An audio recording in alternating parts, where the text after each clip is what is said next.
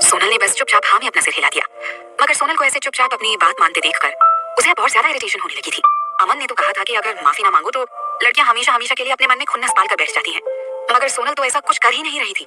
उसने फ्रस्ट्रेट होते हुए अपने बालों में हाथ डालते हुए लगभग अपना पूरा हेयर स्टाइल खराब कर लिया। ऐसा लग रहा था जैसे उसे समझ में ही नहीं आ रहा था कि उसे सोनल से क्या कहना चाहिए था। बड़ी मुश्किल से अपना गला साफ करते हुए उसने बोलना शुरू किया।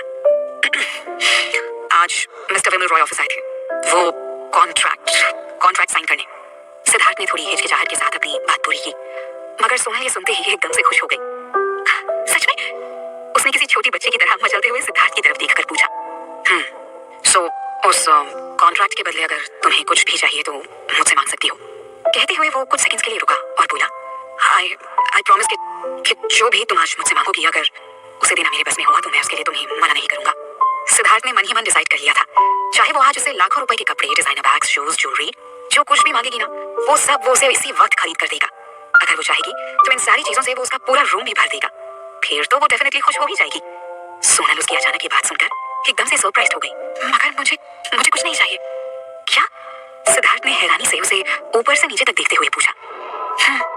विमल अंकल से मेरा मिलना महज एक इत्तेफाक था, और फिर मुझे इस बात की खुशी है कि तुम्हें जो चाहिए था वो तुम्हें मिल गया।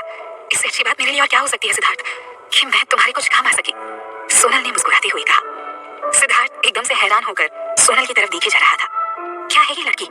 अगर उसने यही बात किसी और लड़की से कही होती तो शायद वो अब तक उसका पूरा बैंक बैलेंस ही खत्म कर चुकी होती, मगर सोनल, उसे तो जैसे छोटी छोटी चीजों से ही सारे जहां की खुशियां हासिल हो जाती थी। कितना आसान था उसे खुश करना। मौके का फायदा उठाना तो शायद इसे आता ही नहीं है। इस वक्त सोनल की आंखों में जो खुशी की चमक सिद्धार्थ को नजर आ रही थी, उसे देखकर तो ऐसा लग रहा था जैसे उसने सिद्धार्थ को उसकी मनपसंद प्रॉपर्टी नहीं दिलाई, बल्कि खुद अपनी पूरी प्रॉपर्टी उसने वापस पाली हो। सिद्धार्थ तो जैसे उसकी उन चमकती आंखों में खो ही गया था, मगर तभी सोनल की बात सुनकर वो अपने ख्यालों से बाहर आ गया। वैसे सिद्धार्थ, तुमने कहा था मैं जो मांगूंगी तुम मुझे दे दोगे? सोनल ने थोड़ा हिचकिचाते हुए पूछा। तो क्या मुझसे एक प्रॉमिस करोगे, आगे से हम कभी ऐसी छोटी छोटी गलतफहमियों की वजह से आपस में झगड़ा नहीं करेंगे? आगे से अगर ऐसा कुछ होता भी है तो कम से कम तुम मेरी और मैं तुम्हारी बातों को समझने की पूरी कोशिश करूंगी, और उसके बाद ही हम किसी नतीजे पर पहुंचेंगे। क्या क्या तुम मेरी ये बात मानोगे सिद्धार्थ? सोनल ने उसकी तरफ देखते हुए पूछा। सिद्धार्थ को पिछली रात की सारी बातें याद आने लगी। उसे थोड़ा पछतावा भी हो रहा था। ओके, उसने हाँ में अपना सिर हिला दिया। सोनल की अब तक सिद्धार्थ से अपनी जॉब के बारे में बात करने की हिम्मत नहीं हो रही थी, मगर जब उसने देखा कि सिद्धार्थ अच्छे मूड में है तो उसे यही सही मौका लगा इस बारे में बताने का। अब एक बात और थी सिद्धार्थ, वो मैं पार्ट टाइम जॉब करना चाहती हूँ। सोनल ने एक ही सांस में पूरी बात कह दी। क्या पार्ट टाइम जॉब? कहना क्या चाहती हो तुम? सिद्धार्थ उसकी बात सुनकर एकदम से कंफ्यूज हो गया था। मैं ये कहना चाह रही हूँ कि मैं अपने खर्चों और जरूरतों को पूरा करने के लिए पार्ट टाइम जॉब करना चाहती हूँ, साथ ही इससे मुझे कुछ वर्क एक्सपीरियंस भी मिल जाएगा। तुम्हें इससे कोई प्रॉब्लम तो नहीं है ना? उसने उम्मीद भरी नजरों के साथ सिद्धार्थ की तरफ देखते हुए पूछा। सिद्धार्थ को चुप देखकर उसने याद दिलाया, अभी तुमने ही कहा था ना, जो मेरी मांगी हुई चीज को देना अगर तुम्हारे बस में हुआ तो तुम मुझे जरूर दोगी। तुमने प्रॉमिस भी किया था। सिद्धार्थ मन ही मन झल्ला रहा था। किस बुरी घड़ी में उसने इस लड़की के सामने ये प्रॉमिस कर दिया था? अभी अभी क्या सोच रहा था वो? सोनल को खुश करना बहुत आसान है, उसे मौके का फायदा उठाना नहीं आता है। लो अब भुगतो। उसने टॉन्ट मारने वाले अंदाज में उसे देखकर मुस्कुराते हुए कहा। वर्क एक्सपीरियंस हाँ? या फिर तुम्हें बस किसी भी तरह से पैसे कमाने हैं? कहते हुए उसके जबड़े कस गए थे। अपनी मुट्ठियां कसते हुए उसने किसी तरह अपने गुस्से को कंट्रोल किया। मैंने तुम्हें क्रेडिट कार्ड दिया था ना, क्या किया तुमने उसका? उस कार्ड की कोई लिमिट नहीं है, तुम जितना चाहो उतना उस पैसे को खर्च कर सकती हो, जो चाहे खरीद सकती हो। अनलिमिटेड पैसे मैंने दे रखे हैं तुम्हारे हाथ में, उसके बावजूद तुम आज मेरे सामने डिमांड कर रही हो कि तुम्हें अपने खर्चों को पूरा करने के लिए पार्ट टाइम जॉब की जरूरत है। सिद्धार्थ को गुस्से में देखकर सोनल ने उसे तुरंत शांत करने की कोशिश करते हुए कहा। नहीं नहीं सिद्धार्थ, तुम गलत समझ रहे हो, मेरा वो मतलब नहीं था। तो और क्या मतलब था तुम्हारा? सिद्धार्थ ने गुस्से में उसे देखते हुए पूछा। सोचे, अगर वो एक कार्ड तुम्हारी जरूरतों को पूरा नहीं कर पा रहा है तो आज मैं तुम्हें अपने सारे कार्ड्स दे देता हूँ। कहते हुए उसने अपना पर्स निकाला और उसे सोनल की तरफ उछाल दिया। पर्स में से निकलकर सारे कार्ड्स सोनल के आसपास बिखर गए। सोनल सिद्धार्थ की इस हरकत से एकदम से हड़बड़ा गई। इतना काफी है तुम्हारे लिए या और चाहिए? सोनल ने गहरी सांस ली और सिद्धार्थ के पर्स में उसकी सारी चीजें वापस डालकर उसके सामने कॉफी टेबल पर वापस रख दिया। सिद्धार्थ को ऐसे लग रहा था जैसे गुस्से के मारे उसका खून एक्चुअली खौल रहा हो। आखिर चाहती क्या हो तुम? उसने झल्लाते हुए पूछा। सोनल ने सोफे से उठकर उसके पास आते हुए कहा। सिद्धार्थ, पहले मेरी बात सुन लो। अभी अभी तुमने कहा था ना कि तुम बिना मेरी बात सुने मुझसे झगड़ा नहीं करोगे। अगर तुम चाहती हो कि मैं तुम्हारी बात सुनूं तो दोबारा कभी मेरे सामने जॉब करने जैसी बात मत करना। सिद्धार्थ ने एकदम से इरिटेट होते हुए कहा। सोनल ने उसके गुस्से को इग्नोर करते हुए शांति से कहा। सिद्धार्थ, मैं जानती हूँ तुमने मुझे अपना कार्ड इसलिए दिया था ताकि मैं उससे अपनी जरूरतों को पूरा कर सकूं, मगर हम दोनों जानते हैं कि हमने ये शादी किसी रीजन से की थी, है ना? कहते हुए सोनल की आवाज में उदासी झलकने लगी थी। अगर मैं इस तरह तुम्हारे पैसे खर्च करती रहूंगी तो मैं खुद से कभी नजरें नहीं मिला पाऊंगी। वाह, क्या कमाल कॉल का एक्सप्लेनेशन दिया है तुमने। तुम मेरा कार्ड इसलिए यूज नहीं कर सकती क्योंकि तुम्हें ऐसा करते हुए गिल्ट महसूस होता है। अब आगे और क्या एक्सप्लेन करना चाहती हो तुम? कि हमारी शादी ओरिजिनल नहीं है, हमारे मैरिज सर्टिफिकेट भी ओरिजिनल नहीं है, फेक है। सोनल, तुम लीगली मेरी वाइफ हो और मेरी हर चीज पर तुम्हारा भी बराबर का अधिकार है। तुम जैसा चाहो मेरे पैसों को खर्च करने के लिए आजाद हो। क्या अब मुझे तुम्हें हर रोज ये बात याद दिलानी पड़ेगी? सिद्धार्थ ने गुस्से में उसका हाथ पकड़ते हुए कहा। सिद्धार्थ की बात सुनते ही सोनल के दिल में दर्द का एक गुबार सा उठा। अपने दिल को थामते हुए उसने अपनी आंखों में आ रहे आंसुओं को रोक लिया और अपने चेहरे पर एक मुस्कान लाते हुए कहा, मैंने कब कहा ये सब फेक है? हमारी शादी है, मैरिज सर्टिफिकेट्स सब असली है, मगर तुम मुझसे प्यार नहीं करते। सिद्धार्थ सोनल की बात सुनकर एकदम से हैरान रह गया था। उसे तो पता ही नहीं था सोनल क्या का क्या सोच बैठी है। उसे चुपचाप देखकर सोनल ने आगे कहा, सिद्धार्थ, तुम मुझसे प्यार नहीं करते और मैं भी तुमसे प्यार नहीं करती। मुझे पता है तुम किसी और से प्यार करते हो। अगर वो लड़की किसी दिन वापस तुम्हारी जिंदगी में आ जाती है तो हो सकता है कि मैं तुम्हारे लिए बोझ बन जाऊं। तुम मुझसे छुटकारा पाने के बारे में सोचने लगोगी। मुझे कोई हैरानी नहीं होगी अगर उसके बाद तुम मुझे डिवोर्स देकर मुझसे अलग हो जाओगे। ये बात कहते हुए सोनल के दिल में दर्द का एक तूफान सा उठा हुआ था, मगर उसने पूरी कोशिश की थी कि सिद्धार्थ उसके चेहरे पर इस दर्द को देख ना सके। तुमने ही कहा था ना कि लाइफ में स्टडी के अलावा भी बहुत कुछ करने को है और सीखने के लिए है, तो बस अब मुझे ये करना है। तुम ही बताओ सिद्धार्थ, अगर मैं इस तरह अपनी हर छोटी छोटी जरूरतों के लिए तुम्हारे ऊपर डिपेंड हो जाऊंगी तो अपने पैरों पर कैसे खड़ी हो पाऊंगी? और फिर जब तुम मुझे छोड़कर चले जाओगे तब मेरा क्या होगा? उसकी बात सुनकर सिद्धार्थ के मन में न जाने क्यों एक हलचल सी मच गई थी। क्या सच में उन दोनों के बीच थोड़ा सा भी प्यार नहीं है? क्या सच में किसी दिन ऐसा हो सकता है कि उसे सोनल को डिवोर्स देना पड़ जाएगा? ये सोचकर सिद्धार्थ का दिल जोरों से धड़कने लगा था। उस दिन गोल्फ कोर्स में जो कुछ भी हुआ था उसके बाद मुझे भी समझ में आ गया था कि लाइफ में स्टडी के अलावा भी बहुत सी जरूरी चीजें होती हैं। मानती हूँ मुझे बहुत देर से ये बात समझ में आई है, मगर कहते हैं ना कि जब जागो तभी सवेरा। सो अब मैं भी अपने कंफर्ट जोन से बाहर आना चाहती हूँ, यूनिवर्सिटी से बाहर की दुनिया में जाना चाहती हूँ और वहाँ मेरे सामने जो भी मुश्किलें आएंगी ना उनका भी सामना करना चाहती हूँ। सिद्धार्थ को समझ ही नहीं आ रहा था कि वो क्या बोले। कुछ देर खामोशी से खड़े रहने के बाद उसने अपनी आवाज में नरमी लाते हुए कहा, मैंने किसी से प्यार जरूर किया था, लेकिन जब मैंने तुमसे शादी का फैसला किया तो वो भी दिल से लिया गया फैसला था। तुम मानो या ना मानो, शादी के बाद मेरे दिमाग में आज तक कभी तुम्हें डिवोर्स देने जैसा कोई ख्याल नहीं आया है। इसलिए बेहतर होगा कि तुम इन बेकार की बातों को अपने दिमाग में मत लाओ। कहते हुए वो उठकर सोनल के करीब आ गया और उसकी आंखों में देखते हुए बोला, अपने दिमाग से ये सारी इनसिक्योरिटीज निकाल दो। बाहर की दुनिया में जाने और पार्ट टाइम जॉब करने जैसे ख्याल अब तुम्हारे मन में नहीं आने चाहिए, क्योंकि मैं अपनी बीवी की हर जरूरत को पूरा करने के लिए केपेबल हूँ। कमरे में एकदम से खामोशी छा गई। उस खामोशी में सोनल को अपने दिल की तेज धड़कनें साफ साफ सुनाई दे रही थी। क्या सच में सिद्धार्थ उसे कभी डिवोर्स नहीं देगा? यही नहीं, वो उसे अपनी बीवी भी मानता है और उसे हमेशा सपोर्ट भी करेगा। ये सुनकर सोनल एकदम से सरप्राइज हो गई थी। कुछ पलों तक तो वो एकदम से बुत बनी खड़ी उसे देखती ही रह गई थी, मगर जैसे ही उसे होश आया उसने धीरे से कहा, तुम चाहे जो भी सोचो मगर मैं अपना फैसला बदलने वाली नहीं हूँ। मैं जॉब जरूर करूंगी। सोनल का जवाब सुनकर सिद्धार्थ एकदम से अपने आपे से बाहर हो गया था। उसने अपनी मुट्ठियां कसते हुए अपने गुस्से को कंट्रोल करने के लिए जोर से सांस खींची, मगर फिर भी उसका गुस्सा कम नहीं हुआ तो उसने एक सिगरेट सुलगा ली। उसे गुस्से में देखकर सोनल ने थोड़ा परेशान होते हुए कहा, सिद्धार्थ प्लीज नाराज मत हो, तुम्हें मेरी हेल्प ही करनी है ना। मेरी प्रॉपर्टी और कंपनीज वापस दिलाकर तुम वैसे ही मेरी हेल्प करने वाले हो। ऑफ कोर्स मैं हेल्प करूंगा तुम्हारी, लेकिन इसका ये मतलब नहीं है कि तुम इस तरह बाहर सबके सामने जाकर खुद को एक्सपोज करती रहोगी। सिद्धार्थ ने उसे गुस्से से भरकर देखते हुए कहा। सोनल ने कंफ्यूजन से उसे देखते हुए पूछा, सिद्धार्थ मैं सिर्फ बाहर जाकर काम करना चाहती हूँ, इसका ये मतलब कैसे हुआ कि मैं खुद को पब्लिकली एक्सपोज कर रही हूँ?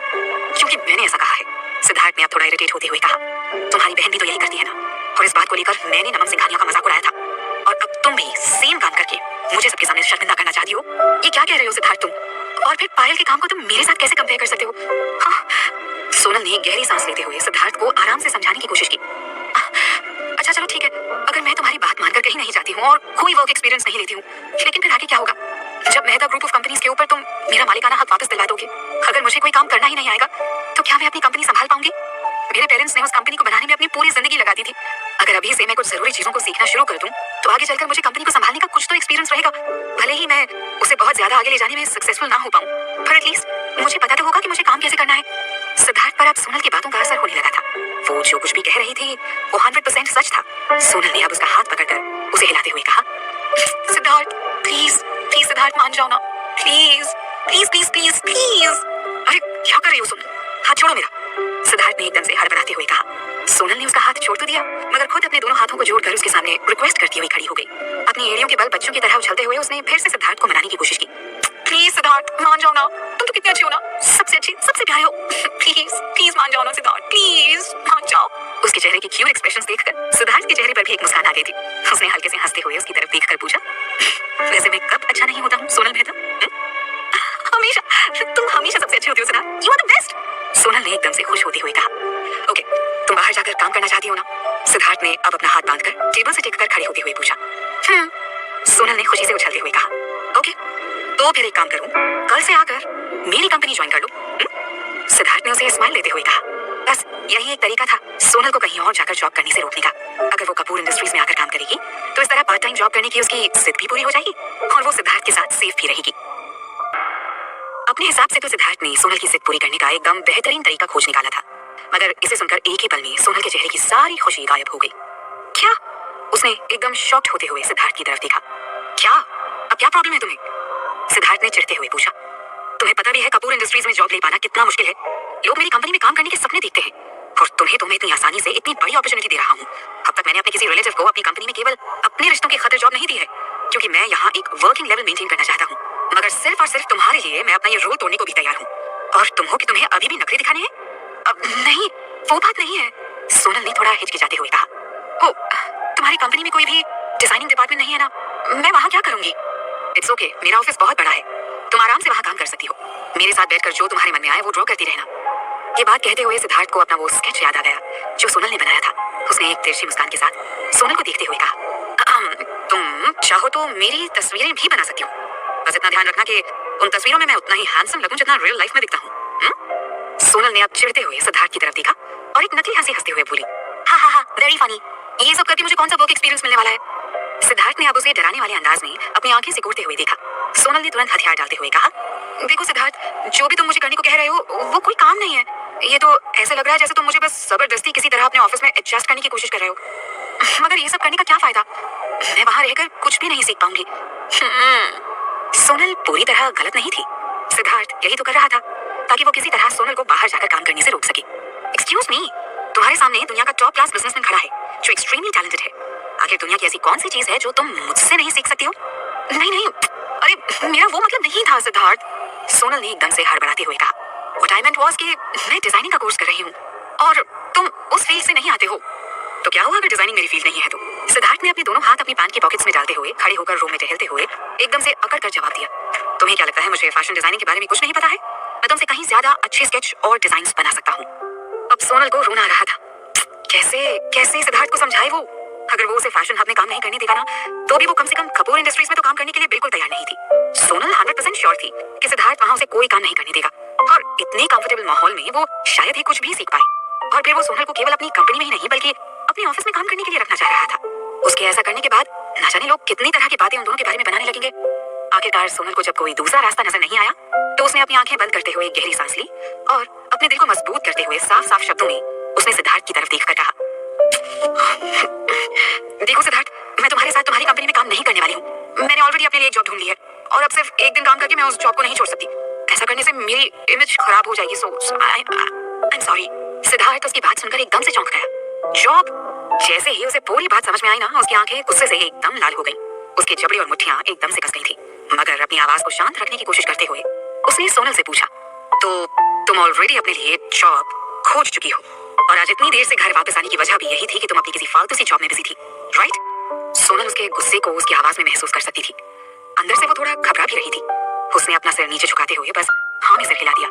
सिद्धार्थ की आंखें तो गुस्से से जल रही थी, मगर उसे अब अपनी बेवकूफी पर गुस्से के साथ साथ हंसी भी आ रही थी। कहाँ वो ये मान बैठा था कि सोनल उससे कल रात की बात को लेकर अब तक नाराज है, इसलिए वो घर नहीं आई है। अपने सारे काम छोड़कर वो बेवकूफों की तरह उसे खोजने के लिए उसकी यूनिवर्सिटी तक चला गया और ये लड़की ये उसे अब बता रही है कि वो कहीं पूरी शिद्दत से अपनी ड्यूटी निभा रही थी, वो भी बिना उसे बताए। सिद्धार्थ ने एक बार सोनल की तरफ देखा जो अब तक अपनी नजरें झुकाए उसके सामने खड़ी थी। उसने गुस्से में भरकर अपने एक हाथ से उसका चेहरा पकड़कर उसे अपनी तरफ देखने पर मजबूर कर दिया। उसकी मजबूत पकड़ से सोनल को अब तेज दर्द महसूस होने लगा था। वो कुछ बोल नहीं पा रही थी। उसने अपने हाथों से सिद्धार्थ के हाथों को पकड़ते हुए अपना फेस छुड़ाने की कोशिश की, मगर सिद्धार्थ ने गुस्से में उसका हाथ भी पकड़ लिया और अपना चेहरा उसके एकदम से करीब लाते हुए बोला, सोनल मेहता, अब तुम ही मुझे बताओ कि तुम्हारी इस गलती के लिए मैं तुम्हें क्या सजा दूं? सिद्धार्थ की मजबूत पकड़ के आगे सोनल एकदम लाचार हो गई थी। वो अपनी जगह से हिल भी नहीं पा रही थी, ना कुछ बोल पा रही थी। उसका गुस्सा देखकर घबराहट के कारण उसका चेहरा सफेद पड़ने लगा था। सिद्धार्थ ने उसके दोनों हाथों को कसकर घुमाते हुए पीछे कर दिया और उसके एकदम करीब आ गया। इतना करीब कि अब सोनल को उसकी गर्म सांसें भी अपने चेहरे पर साफ साफ महसूस होने लगी थी। सोनल अब एकदम से पैनिक होने लगी थी। क्या लगा था तुम्हें? मैंने यहाँ कोई धर्मशाला खोल रखा है, कोई कोई चैरिटी वर्कर हूं मैं कि बिना किसी कंडीशन के मैं हर बार तुम्हारी हेल्प करता रहूं? सिद्धार्थ ने गुस्से से उसकी आंखों में देखते हुए पूछा। उसे अपने इतने करीब देखकर अब सोनल का चेहरा धीरे धीरे लाल होने लगा था। उसने किसी तरह धीरे से ना में अपना सिर हिलाया, मगर सिद्धार्थ के गुस्से में जरा सी भी कमी नहीं आई। उसने अपनी पकड़ को और मजबूत करते हुए कहा, अभी सिर्फ कुछ ही दिन हुए हैं हमारी शादी को, मगर ऐसा लगता है कि जैसे तुम अभी से ही भूल गई हो कि तुम्हारे नाम के साथ अब सिद्धार्थ रॉय कपूर का नाम भी जुड़ चुका है। मिसेस सोनल सिद्धार्थ रॉय कपूर।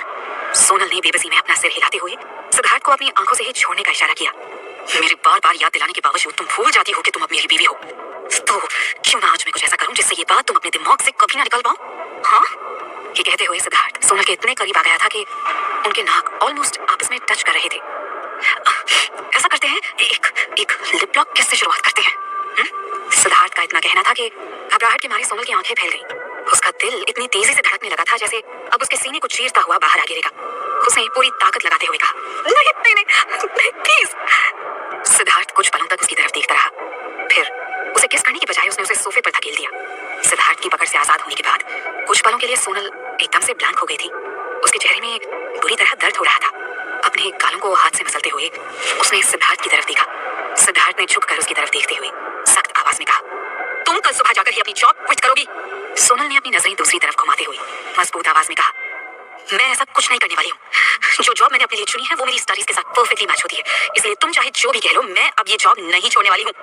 हालांकि ये अलग बात थी कि सोनल जो काम वहां कर रही थी उसका फैशन डिजाइनिंग से दूर दूर तक कोई लेना देना नहीं था, मगर फिर भी उसे उम्मीद थी कि वहां केवल रहकर भी उसे काफी कुछ सीखने का मौका मिल जाएगा।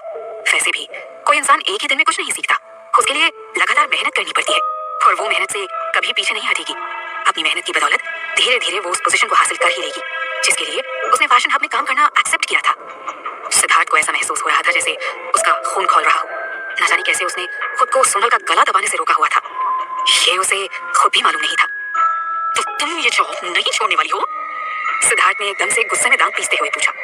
नहीं, सोनल ने एकदम सपाट लहजे में कहा, वहां का मेरा काम बहुत ज्यादा मुश्किल नहीं है, इसलिए तुम्हें परेशान होने की कोई जरूरत नहीं है। आज भले ही मुझे आने में देर हो गई है, लेकिन आगे से मैं यहाँ वक्त पर आ जाऊंगी और तुम्हारे लिए डिनर भी टाइम से रेडी कर दूंगी। Okay fine. सिद्धार्थ ने उसे खा जाने वाली नजरों से देखकर अपना सिर हिलाते हुए कहा, अब तुम खुद अपने हाथों से बाहर रिजाइन देकर आओगी। Just wait and watch. Siddharth का मूड इस वक्त इतना ज्यादा खराब था कि उसे हर चीज पर ही गुस्सा आ रहा था। फाइल को इतना ऊपर किसने रखा है? गुस्से में रोहित पर चिल्लाते हुए उसने कहा और उठाकर सारी फाइल्स नीचे जमीन पर फेंक दी। ये पेन यहाँ रखने की जगह है? हाँ, कहते हुए उसने पेन को उठाकर दीवार पर दे मारा। ये लैंडलाइन यहाँ डेस्क पर किसने रखा है? मैं क्या यहाँ कॉल्स रिसीव करने के लिए आता हूँ? कहते हुए उसने फोन को उठाकर गुस्से में जमीन पर दे मारा। उससे भी उसका मन नहीं भरा तो डेस्क पर रखी सारी शो पीसेस को भी एक एक करके उसने जमीन पर फेंक दिया। रोहित एक कोने में खड़ा हैरानी से सिद्धार्थ का ये रूप देख रहा था। आखिर हो क्या गया है इस आदमी को? अच्छे खासे साफ सुथरे और खूबसूरत से ऑफिस का पूरा कचरा हो चुका था। अभी अगर कोई अंदर आ जाता ना तो उसे यही लगता कि स्पेशली सिद्धार्थ के केबिन से होकर अभी अभी एक भूकंप गुजरा है। हालांकि रोहित के लिए कोई नई बात नहीं थी, वो पहले भी सिद्धार्थ का कई बार गुस्से से भरा रूप देख चुका था, मगर ये पहली बार था जब सिद्धार्थ गुस्से में अपने ही केबिन में तोड़फोड़ कर रहा था। अब बस सिद्धार्थ के डेस्क पर उसका कंप्यूटर ही बचा रह गया था। इससे पहले कि वो उसे भी उठाकर जमीन पर दे मारता, रोहित ने तेजी से आगे बढ़ते हुए उसका हाथ पकड़ लिया। प्लीज शांत हो जाइए सब, प्लीज, रोहित ने रिक्वेस्ट करते हुए कहा। छोड़ो मुझे, सिद्धार्थ ने झल्लाते हुए कहा। इस वक्त उसका मूड इतना खराब था कि उसका मन हो रहा था कि बाकी सब सामान के साथ साथ वो रोहित को भी उठाकर उस केबिन से बाहर फेंक दे। रोहित ने अपने दांत दिखाते हुए पूछा, सर आप मुझे बताइए किसकी वजह से आपका मूड इतना खराब है? आई प्रॉमिस मैं उस पर्सन को उठाकर आपकी लाइफ से कहीं दूर फेंक दूंगा। सिद्धार्थ ने गुस्से में भरकर रोहित की तरफ देखा। उसका मूड सिर्फ और सिर्फ सोनल की वजह से खराब था और अब ये रोहित सोनल को उसकी लाइफ से उठाकर कहीं दूर फेंकने की बात कर रहा है। बीवी है वो उसकी, कोई हाथ तो लगाकर दिखाए उसे। काम करो, थप्पड़ मारो खुद को, चलो कसकर एक थप्पड़ मारो खुद को, सिद्धार्थ ने रोहित को ऑर्डर देते हुए कहा। रोहित का मुंह हैरानी से खुला का खुला रह गया, मगर फिर भी उसने जल्दी से खुद को संभालते हुए कहा, आई एम सॉरी सर, पर मेरे दोनों हाथ इस वक्त बिजी हैं, मैं अगर चाहूं तो भी आपकी बात नहीं मान सकता। उसने अपने हाथों में पकड़े हुए कंप्यूटर की तरफ देखते हुए अपनी लाचारी जाहिर की। सिद्धार्थ झल्लाते हुए दूसरी तरफ मुड़ गया और बिना कुछ सोचे समझे उसने रोहित पर ही अपना गुस्सा निकाल दिया। तुमने तो खुद देखी है ना उसकी हरकतें। तुम ही बताओ मुझे, उस लड़के का दिमाग पूरी तरह खराब हो गया है क्या? आखिर उसे जरूरत क्या है पार्ट टाइम जॉब करने की? रोहित ने कुछ भी ना समझते हुए हैरानी से सिद्धार्थ की तरफ देखा। दिमाग पर काफी जोर डालने के बावजूद उसे समझ में नहीं आया कि सिद्धार्थ किस लड़की की बात कर रहा है। अब सर आप किस लड़की की बात कर रहे हैं? उसने कंफ्यूज होकर सिद्धार्थ की तरफ देखते हुए पूछा। सोनल मेहता, और किसकी बात करूंगा मैं? ना जाने कौन सा नया फितूर चढ़ा है उसके दिमाग पर पार्ट टाइम जॉब करने का। सिद्धार्थ ने झल्लाते हुए रोहित की तरफ देखकर जवाब दिया। ओह, तो आप सोनल जी की बात कर रहे हैं? रोहित ने रिलैक्स्ड होते हुए कहा। सोनल जी? सिद्धार्थ ने अपनी भवें चढ़ाते हुए रोहित की तरफ देखा। जब रोहित को पूरा यकीन हो गया कि सिद्धार्थ ने तोड़फोड़ मचाने का अपना शौक पूरा कर लिया है, तो उसने धीरे से कंप्यूटर को वापस डेस्क पर रख दिया। सोनल जी, वैसे मुझे नहीं लगता इसमें इतना ज्यादा गुस्सा होने जैसी कोई बात है सर। आखिर पार्ट टाइम जॉब ही तो कर रही हैं वो, कोई क्राइम थोड़ी ही कर रही हैं। फिर एक पल को रुककर उसने शक भरी नजरों से सिद्धार्थ की तरफ देखते हुए पूछा, वैसे सर आपको इस बात पर इतना ज्यादा गुस्सा क्यों आ रहा है? आपका और सोनल जी का कोई कहते हुए उसने एकदम से ड्रामेटिक अंदाज में गहरी सांस लेते हुए कहा, मेरी तो समझ में ही नहीं आता कि आप सोनल जी जैसी खूबसूरत और भोली भाली लड़की पर इतने नाराज कैसे हो सकते हैं। आप उनके जैसी सीधी साधी और सिंपल लड़की को अपना भी तो नहीं कह सकते। फिर आखिर किस हक से आप उनसे अपनी जॉब छोड़ने के लिए कह रहे हैं सर? सिद्धार्थ को चुप देखकर उसने आगे कहा, सोनल जी को आपकी इस असलियत का पता चल जाएगा तो बेचारी का दिल टूट जाएगा। कौन सी असलियत? सिद्धार्थ ने एकदम से अचकचाते हुए पूछा। यही कि आप बस उनके दिल के साथ खेल रहे हैं। वो हमेशा तो आपके ऊपर डिपेंडेंट होकर नहीं रह सकती है ना, बस इसीलिए उन्होंने अपने दिल को मजबूत करते हुए यह कदम उठाया है। अब वो अपनी मेहनत से अपने लिए कुछ पैसे कमाना चाहती हैं, तो उसमें आपको क्या प्रॉब्लम है सर? आगे चलकर कुछ दिनों के बाद आपका उनसे मन भर जाएगा तो आप उन्हें बीच रास्ते पर अकेला छोड़ देंगे। तब वो बेचारी कहाँ जाएंगी? कैसे अपनी जिंदगी जी पाएंगी? कभी आपने सोचा है इस बारे में? रोहित ने एकदम जबरदस्त इमोशंस के साथ आहें भरते हुए कहा। सोचिए सर, उनकी जिंदगी में कितनी मुश्किल हो जाएगी, स्पेशली तब जब सिद्धार्थ रॉय कपूर जैसे इंसान ने उसका इस्तेमाल करके छोड़ दिया हो। कितनी बुरी तरह टूट जाएंगे वो। मेरा तो ये सब सोच कर ही दिल फटा जा रहा है सर, दिल फटा जा रहा है। सिद्धार्थ तब तक हैरानी से मुंह फाड़े रोहित की तरफ देखे जा रहा था। आखिर इतना बड़ा नौटंकी उसका पर्सनल असिस्टेंट बन कैसे गया? I mean, इसे यहाँ जॉब पर रखा किसने है? और तो और सिद्धार्थ के सामने ही खड़े होकर उसने क्या कमाल की इमेज बनाई थी उसकी। मतलब वो उसे ऐसा आदमी समझता है जो किसी लड़की का इस्तेमाल करके उसे बीच राह में छोड़ देगा। ओह, तो इतने अच्छे ख्यालात हैं तुम्हारे मेरे बारे में, मुझे तो आज ही पता चला। रोहित ने सिद्धार्थ को एक बड़ी सी स्माइल देते हुए कहा। अरे नहीं सर, ये सब तो मैंने टीवी सीरियल्स में देखा है। आप हैंडसम हैं, अमीर हैं, जीनियस हैं, मगर आपको अभी पता ही नहीं है ना ये अमीर लोग एक्चुअली कैसे होते हैं। कहते हुए रोहित ने सिद्धार्थ की तरफ देखा और उसके एक्सप्रेशंस डेफिनेटली इस वक्त बेहद खतरनाक लग रहे थे। सो रोहित ने तुरंत बात को संभालते हुए कहा, ऑफ कोर्स मुझे पता है कि आप ऐसे इंसान बिल्कुल नहीं है, मगर सर सोनल जी के साथ अगर आप ऐसे बिहेव करेंगे तो उन्हें तो यही लगेगा ना। कहते हुए वो एक पल को रुका और थोड़ा सीरियस होते हुए बोला, वैसे भी अगर देखा जाए तो सोनल जी के पार्ट टाइम जॉब करने में कुछ भी गलत नहीं है सर। वो अब यूनिवर्सिटी स्टूडेंट हैं, कोई छोटी बच्ची नहीं है। उन्होंने भी कुछ सोच समझ कर ही फैसला किया होगा। और फिर आजकल तो ज्यादातर लड़कियां अपने खर्चे खुद उठाने के लिए स्टडी के साथ पार्ट टाइम जॉब करती हैं सर। तुम कुछ ज्यादा ही साइड नहीं ले रहे हो उसकी आजकल? सिद्धार्थ ने लगभग गुर्राते हुए पूछा। कहीं उसने मेरे पीठ पीछे तुम्हें किसी तरह की रिश्वत तो नहीं दी है ना? हाँ? रोहित ने फौरन अपने कानों को हाथ लगाते हुए कहा, तौबा तौबा तौबा सो, ये क्या कह रहे हैं आप? मैं आज आपके सामने भगवान की कसम खा के कहता हूँ कि सोनल जी ने मुझे कोई रिश्वत नहीं दी है। रोहित ने वापस ड्रामेटिक अंदाज में अपने हाथ ऊपर की तरफ उठाते हुए कहा, कितने टीवी सीरियल्स देखता है ये आदमी? सिद्धार्थ मन ही मन उसे गालियां दे रहा था। सर, आपको नहीं लगता कि सोनल जी इतनी खूबसूरत हैं? फिर भी उन्होंने कभी भी बाकी लड़कियों की तरह इसका एडवांटेज लेने की कोशिश नहीं की, बल्कि वो अपनी मेहनत से अपनी एक पहचान बनाना चाहती है। हमें तो उनके डिसीजन को सपोर्ट करना चाहिए सर। इस बार रोहित ने ऑनेस्टली सिद्धार्थ की तरफ देखते हुए कहा। सिद्धार्थ अपनी सोच में गुम था। उसने एक सिगरेट सुलगाई और पिछली रात के बारे में सोचने लगा। क्या सच में सोनल के पार्ट टाइम जॉब की बात सुनकर उसने ओवर रिएक्ट किया था? फाइनली रोहित की तरफ घूमते हुए उसने पूछा, रोहित, बहुत देर से तुम यहाँ खड़े होकर मुझे लेक्चर दे रहे हो। खड़े खड़े हाथ पैर अकड़ गए होंगे ना तुम्हारे? चलो अब थोड़ी एक्सरसाइज भी कर लो। कहते हुए उसने जमीन पर पड़े सारे सामान की तरफ अपनी आंखों से इशारा किया। रोहित के चेहरे का रंग एकदम से उड़ गया। उसने परेशान होकर प्रोटेस्ट करने की कोशिश की, but sir, my order is final, चलो अभी शुरू हो जाओ। सिद्धार्थ ने उसके ऊपर कोई मौसी ना दिखाते हुए कहा। रोहित ने एक गहरी सांस लेते हुए कहा,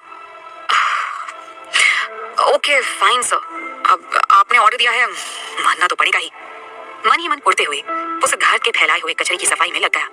इतनी मेहनत से उसने सिद्धार्थ को उसका कंप्यूटर तोड़ने से रोका था, सोनल को लेकर उसकी सारी गलतफहमियां दूर की, उसका मूड ठीक किया, और इनाम में उसे क्या मिला? सफाई का काम। अब वो सिद्धार्थ के केबिन की सफाई कर रहा था। उसकी तो कोई इज्जत ही नहीं है ऑफिस में। दूसरी तरफ सिद्धार्थ एकदम आराम से अपनी चेयर पर बैठकर रोहित के काम खत्म होने का वेट कर रहा था। सेनेट यूनिवर्सिटी की तरफ से लाइब्रेरी के फंड के लिए कोई एप्लीकेशन आया था क्या? रोहित ने कुछ पल के लिए अपने दिमाग पर जोर डाला और फिर सिद्धार्थ की तरफ देखते हुए कहा, अब आया तो था, मगर आपने उसे रिजेक्ट कर दिया था, और अगर अब मैं उसे एक्सेप्ट कर लूं तो? सिद्धार्थ ने एक तिरछी मुस्कान के साथ रोहित को देखते हुए पूछा। अब क्या मतलब सर? रोहित ने एकदम से कंफ्यूज होते हुए पूछा। सिद्धार्थ ने एक झटके से उठकर अपना सूट ठीक करते हुए कहा, हम इसी वक्त सेनेट यूनिवर्सिटी जा रहे हैं। सिद्धार्थ की BMW इस वक्त तेज रफ्तार से सड़कों पर दौड़ रही थी। सिद्धार्थ अपने फोन में बिजी था। ड्राइविंग सीट पर इस वक्त रोहित था, जो अब तक ये सोच सोचकर ही परेशान हुआ जा रहा था कि आखिर सिद्धार्थ को अचानक से सेनेट यूनिवर्सिटी की लाइब्रेरी में इतना इंटरेस्ट कहां से आ गया। मिस्टर उत्कर्ष रॉय कपूर हालांकि इस मामले में काफी आगे रहते थे। कपूर इंडस्ट्रीज के CEO की पोस्ट पर रहते हुए उन्होंने काफी सारे चैरिटी वर्क्स किए थे और अभी भी कर रहे थे, मगर सिद्धार्थ का स्वभाव इससे एकदम जुदा था। अब तक रोहित ने सिद्धार्थ के बारे में बस यही देखा था और जाना था कि सिद्धार्थ का फोकस हमेशा सिर्फ इस बात पर रहता था कि पैसा कैसे कमाना है और कंपनी को ज्यादा से ज्यादा प्रॉफिट कैसे हो सकता है। चैरिटी जैसे कामों को अब उसने पूरी तरह अपने पापा के ऊपर छोड़ दिया था। फिर आखिर आज अचानक उसमें इतना चेंज कैसे आ गया। गाड़ी सेनेट यूनिवर्सिटी के गेट पर आकर रुक गई। वहां एंट्रेंस पर ही मिस्टर अग्निहोत्री खुद उन दोनों का वेलकम करने के लिए खड़ी थी। आइए आइए कपूर साहब, मैं अभी का इंतजार कर रहा था। मिस्टर अग्निहोत्री ने एकदम गर्मजोशी से उन दोनों का स्वागत करते हुए कहा। उनके साथ यूनिवर्सिटी के और भी कुछ लोग थे जो डेफिनेटली वहां के हाई रैंकिंग ऑफिशियल्स थे। ऐसा लग रहा था जैसे सिद्धार्थ के आने की खबर सुनकर उन लोगों ने सुबह से ही अपना बोया बिस्तर यूनिवर्सिटी के एंट्रेंस पर डाल रखा था। जैसे ही सिद्धार्थ अपनी गाड़ी से बाहर आया, मिस्टर अग्निहोत्री ने तुरंत आगे बढ़कर उसका हाथ थाम लिया और एक्साइटेड होकर एक्चुअली उसका हैंडशेक करने लगे। सिद्धार्थ अचानक से उनके इस तरह से हाथ पकड़ने से जरा हड़बड़ा गया था, मगर फिर उसने तुरंत खुद को संभालते हुए एक स्माइल के साथ जवाब दिया, thank you mister Agnihotri. Rohit ने गाड़ी से बाहर निकलकर सामने देखा तो एकदम से सरप्राइज रह गया। कम से कम 15-20 लोग वहां उन दोनों को वेलकम करने के लिए हाथों में बुके लिए खड़ी थी। कहीं ऐसा तो नहीं है कि उनके पीछे यूनिवर्सिटी के सारे स्टूडेंट्स भी एक लाइन से उनको वेलकम करने के लिए हाथों में बुके लिए खड़ी हैं। ये सोचकर ही रोहित एकदम से कलप गया था। अपना शक दूर करने के लिए उसने हल्के से साइड होते हुए सामने खड़े लोगों के पीछे एक नजर मारी, मगर वहां और किसी को ना देखकर फाइनली उसने एक राहत भरी सांस ली। मिस्टर कपूर, ये सारे लोग हमारी यूनिवर्सिटी में बहुत ही इंपॉर्टेंट पोजीशंस पर हैं। जब इन्हें पता चला कि आप आ रहे हैं तो ये भी आपके वेलकम के लिए मेरे साथ यहाँ आ गए। मिस्टर अग्निहोत्री ने अपने पीछे खड़े लोगों की तरफ इशारा करते हुए कहा। सिद्धार्थ ने मुस्कुराते हुए सब पर एक नजर मारी और बस अपना सिर हिला दिया। मिस्टर अग्निहोत्री ने एक नजर आसमान की तरफ डालते हुए कहा, अब यहाँ बाहर गर्मी बढ़ती जा रही है, आप मेरे साथ अंदर चलिए, हम आराम से ऑफिस में बैठकर सारी बातें डिस्कस करेंगे। ऑफिस में पहुंचकर मिस्टर अग्निहोत्री ने सिद्धार्थ को अपनी सीट ऑफर की और खुद उसके सामने बड़े सोफे पर बैठ गए, मगर वहां पर ज्यादा जगह नहीं थी, सो साथ आए हुए बाकी के कुछ लोग वहीं चुपचाप खड़े हो गए थे।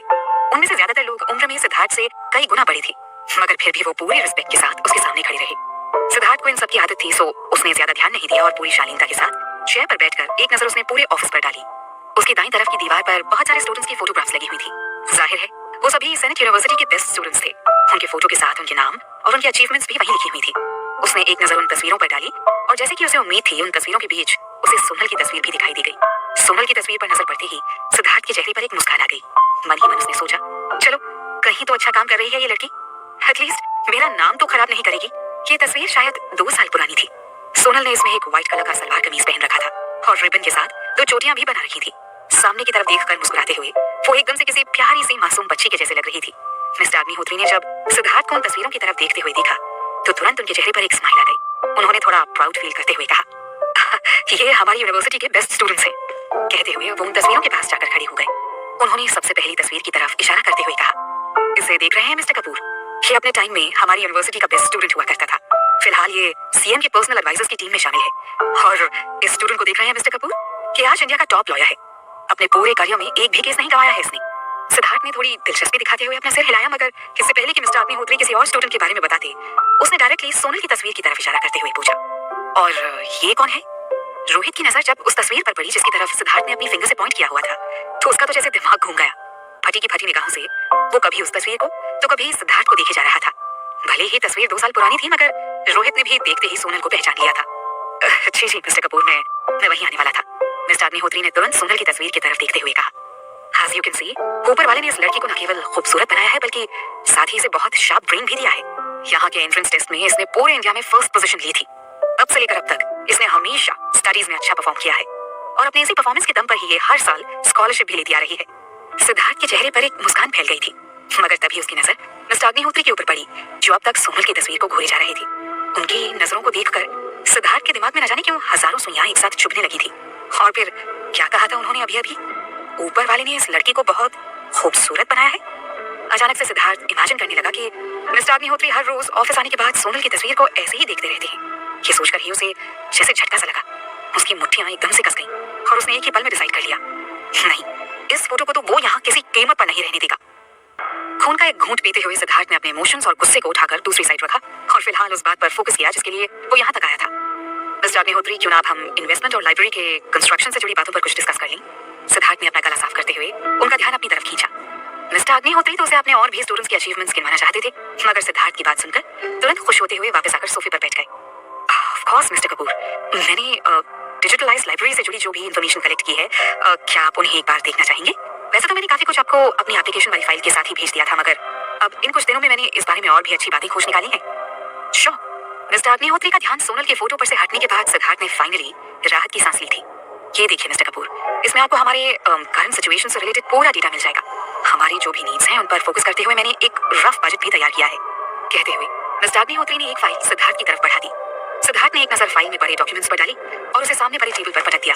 उसके इस बिहेवियर से मिस्टर अग्निहोत्री जरा सा चौंक गए थे, मगर सिद्धार्थ के सपाट चेहरे को देखकर उसके मन में क्या चल रहा है ये अंदाजा लगाना बहुत मुश्किल था। सो उन्होंने थोड़ा हिचकिचाते हुए पूछा, अब आप अगर इस बारे में कुछ पूछना चाहते हैं तो हम इस पर डिस्कस कर सकते हैं। सिद्धार्थ ने एक गहरी सांस लेकर आम से चेहरे के साथ पीठ टिकाते हुए पूछा, तो अपनी लाइब्रेरी को और बड़ा बनाने और उसे डिजिटलाइज करने के लिए आपको 25 करोड़ की जरूरत है? जी। मिस्टर अग्निहोत्री ने परेशानी से अपने गंजे सिर पर हाथ फेरते हुए कहा, मैं अभी कुछ दिनों पहले इंडिया से बाहर कुछ बेस्ट यूनिवर्सिटीज के विजिट के लिए गया था।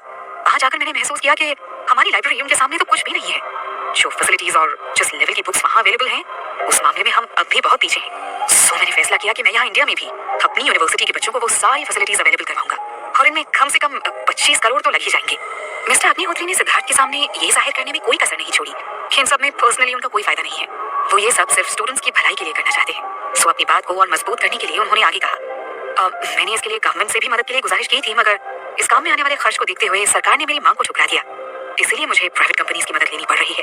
अब उन्हें भी थोड़ी सी टेंशन हो रही थी कि लाइब्रेरी बनाने में होने वाले खर्च को देखकर कहीं सिद्धार्थ भी पैसे देने से मुकर न जाए। सो उन्होंने लगभग रिक्वेस्ट करते हुए कहा, मैं जानता हूँ मिस्टर कपूर, कपूर एंटरप्राइजेस दुनिया की टॉप की कंपनीज में शुमार है, और फिर मिस्टर उत्कर्ष रॉय कपूर लगातार चैरिटी वर्क्स भी करते रहते हैं, मगर मुझे ये भी पता है कि एक एक पैसा किसी भी कंपनी को बनाने के लिए बहुत इंपॉर्टेंट होता है। इसलिए आप भी अपना पैसा सही जगह लगाना पसंद करेंगे जहाँ से आपको कुछ प्रॉफिट मिले। अगर आपको 25 करोड़ ज्यादा लग रहे हैं तो हम थोड़ा थोड़ा करके शुरुआत कर सकते हैं। पहले हम लाइब्रेरी का केवल एक हिस्सा ही बनवाएंगे, इसके बाद आगे के बजट की जो भी प्लानिंग होगी उसे मैं आपके साथ डिस्कस कर लूंगा। मिस्टर अग्निहोत्री ने सिद्धार्थ को कन्विंस करने की कोशिश करते हुए कहा, कपूर इंडस्ट्रीज के पास श्योरली पैसे की कोई कमी नहीं थी। इनफैक्ट सिद्धार्थ एशिया के सबसे ज्यादा अमीर लोगों में से एक था, लेकिन फिर भी आखिर बिना किसी प्रॉफिट के कोई किसी को 25 करोड़ देने के लिए क्यों राजी होगा? सो मिस्टर अग्निहोत्री आप कोशिश कर रहे थे कि अगर सिद्धार्थ उन्हें पूरे 25 करोड़ ना भी देना चाहे तो उन्हें कपूर इंडस्ट्रीज की तरफ से एटलीस्ट 10 करोड़ तक की मदद मिल जाए। इससे कम से कम उनका काम तो शुरू हो ही जाएगा। After all something is better than nothing. Siddharth ने एक बार अपनी भवें से कोड़ते हुए मिस्टर अग्निहोत्री की तरफ देखा, मगर उसने कोई जवाब नहीं दिया। उसने एक सिगरेट सुलगा और उसके कश लगाते हुए दोबारा पलटकर मिस्टर अग्निहोत्री की तरफ देखा। आप कहना क्या चाहते हैं? मैं आपकी यूनिवर्सिटी के लिए 25 करोड़ की रकम भी अफोर्ड नहीं कर सकता? सिद्धार्थ की आवाज में नाराजगी साफ साफ झलक रही थी। सिद्धार्थ की बातों में छुपी नाराजगी को महसूस कर एसी चेंबर में बैठे होने के बावजूद मिस्टर अग्निहोत्री के माथे पर पसीने की बूंदें छलक आई थी। कमरे में मौजूद बाकी सारे लोग भी सिद्धार्थ के सवाल से जरा टेंशन में आ गए थे। मिस्टर अग्निहोत्री का गला सूखने लगा था। कहाँ वो something is better than nothing वाले सिद्धांत को फॉलो कर रहे थे, मगर यहाँ समथिंग के चक्कर में उन्हें अपने हाथों में नथिंग आता नजर आ रहा था। उन्हें लग रहा था अब सिद्धार्थ इस बात से नाराज होकर कहीं वापस ना चला जाए। सो तुरंत उन्होंने अपने माथे पर आए पसीने को पोंछते हुए खुद को संभाला और लगभग गिड़गिड़ाते हुए बोली, of course mister Kapoor, 25 crore तो आपके लिए मामूली सी रकम है। अनफॉर्चुनेटली मुझ में ही इतनी समझ नहीं है कि मुझे आपसे कैसे बात करनी है। I am so nervous. अगर आपको बुरा लगा हो तो मैं आपसे माफी मांगता हूँ। सिद्धार्थ के चेहरे पर एक स्माइल आ गई। उसने आधी जली हुई सिगरेट को सामने पड़े कप में डाल दिया और अपना सूट ठीक करते हुए चेयर से उठ गया। उसे उठता देखकर मिस्टर अग्निहोत्री का दिल बैठ गया। अमीर और पावरफुल लोगों का कोई भरोसा नहीं होता, कब किस बात पर उनका मूड खराब हो जाए। और फिर उन्हें मनाना और पत्थर पर अपना सिर मारना दोनों लगभग एक ही चीज होती है। मगर उन्होंने कोई इतनी भी बड़ी बात नहीं कह दी थी कि सिद्धार्थ इस तरह वहां से उठकर चला जाए। सिद्धार्थ को अपनी चेयर से उठता देखकर वहां खड़े बाकी के लोगों के चेहरे पर भी घबराहट नजर आने लगी थी। मिस्टर अग्निहोत्री इस लाइब्रेरी को बनाने के लिए काफी लंबे वक्त से कोशिश कर रहे थे। वहां इस वक्त जितने भी लोग मौजूद थे उन सबको मिस्टर अग्निहोत्री ने इस लाइब्रेरी के लिए स्पॉन्सर खोजने के लिए काफी टाइम से हर तरफ दौड़ा रखा था। हर बार जब वो उनसे आकर ये कहते थे कि कोई भी इस काम के लिए पैसे देने के लिए तैयार नहीं है, तो उन्हें घंटों मिस्टर अग्निहोत्री के गुस्से और लेक्चर्स को झेलना पड़ता था। जब उन सबको ये पता चला कि खुद सिद्धार्थ रॉय कपूर ने इस काम में इंटरेस्ट दिखाया है, तो उन सब ने राहत की सांस ली थी। अगर सिद्धार्थ इसके लिए पैसे देने को तैयार हो जाए ना, तो उन्हें और किसी से मदद लेने की कोई जरूरत नहीं थी। मगर अब सिद्धार्थ को इस तरह बीच मीटिंग से उठता देखकर सबकी उम्मीदों पर पानी फिर गया था। सिद्धार्थ को अपनी जगह से खड़ा होते देखकर मिस्टर अग्निहोत्री भी तुरंत खड़ी हो गए। मिस्टर कपूर, मेरी आपसे रिक्वेस्ट है कि आप जल्दबाजी में कोई डिसीजन न लें। कोई भी डिसीजन लेने से पहले प्लीज एक बार अच्छी तरह से सोच विचार कर लीजिए। मिस्टर अग्निहोत्री ने एकदम से तड़पते हुए ये बात कही। उन्होंने अपनी आंखों से वहां खड़े बाकी लोगों की तरफ इशारा किया। तुरंत वहां मौजूद यूनिवर्सिटी के वाइस प्रेसिडेंट ने बड़ी हिम्मत दिखाकर आगे आते हुए कहा, मिस्टर कपूर, मिस्टर अग्निहोत्री इस लाइब्रेरी को बनाने के लिए काफी लंबे टाइम से कोशिशें कर रहे हैं। ये हमारी यूनिवर्सिटी के लिए एक बहुत बड़ी अचीवमेंट साबित होगी। और ये भी तो देखिए कि इससे हजारों लाखों स्टूडेंट्स को कितना फायदा होगा। वहां मौजूद बाकी के सारे लोगों ने भी समर्थन में अपना सिर हिला दिया, मगर वहां सिद्धार्थ के सामने बोलने का रिस्क किसी ने नहीं लिया। सिद्धार्थ ने एक नजर उन सबके चेहरे पर डाली और फिर मिस्टर अग्निहोत्री की तरफ घूमा, जो एकदम से पैनिक सिचुएशन में आ गए थे। मिस्टर अग्निहोत्री ने अभी अभी मुझे एहसास दिलाया कि 25 करोड़ कोई छोटा मोटा अमाउंट नहीं है, तो मैंने सोचा इस इन्वेस्टमेंट के लिए अग्री करने से पहले एक बार यहाँ की मौजूदा लाइब्रेरी को देख लेना चाहिए, अगर आपकी परमिशन हो। सिद्धार्थ की बात सुनकर मिस्टर अग्निहोत्री की जान में जान आई। ऑफ कोर्स मिस्टर कपूर, ये भी कोई पूछने की बात है। आइए आइए, मैं खुद आपको वहां लेकर चलता हूँ। मिस्टर अग्निहोत्री ने तुरंत दरवाजे की तरफ बढ़ते हुए कहा। सिद्धार्थ ने एक नजर उस पूरी पलटन के ऊपर डाली जो उन दोनों के साथ चलने के लिए तैयार थी। मैं बस कैजुअली विजिट के लिए जाना चाहता हूँ। आई रियली डोंट थिंक कि आप सबको हमारे साथ आने की कोई जरूरत है। सिद्धार्थ ने एक स्माइल के साथ उन सबको देखते हुए कहा। मिस्टर अग्निहोत्री ने तुरंत उन सबकी तरफ मुड़ते हुए ऑर्डर दिया, आप सब जाकर अपना काम कीजिए, यहाँ मैं संभाल लूंगा। अगले ही पल वहां के सारे यूनिवर्सिटी ऑफिशियल्स वहां से निकल गए। मिस्टर अग्निहोत्री ने तुरंत आगे बढ़कर सिद्धार्थ को रास्ता दिखाते हुए कहा, आइए आइए मिस्टर कपूर। ऑफिस केबिन से निकलकर हॉलवे को पार करते हुए वो तीनों सीढ़ियों तक पहुंचे ही थे कि सिद्धार्थ एकदम से अचानक से रुक गया। मिस्टर अग्निहोत्री ने कंफ्यूजन के साथ उसकी तरफ देखा। सिद्धार्थ ने अपने चेहरे पर परेशानी लाते हुए कहा, अब आई थिंक मेरा फोन शायद गलती से आपके ऑफिस केबिन में ही रह गया है।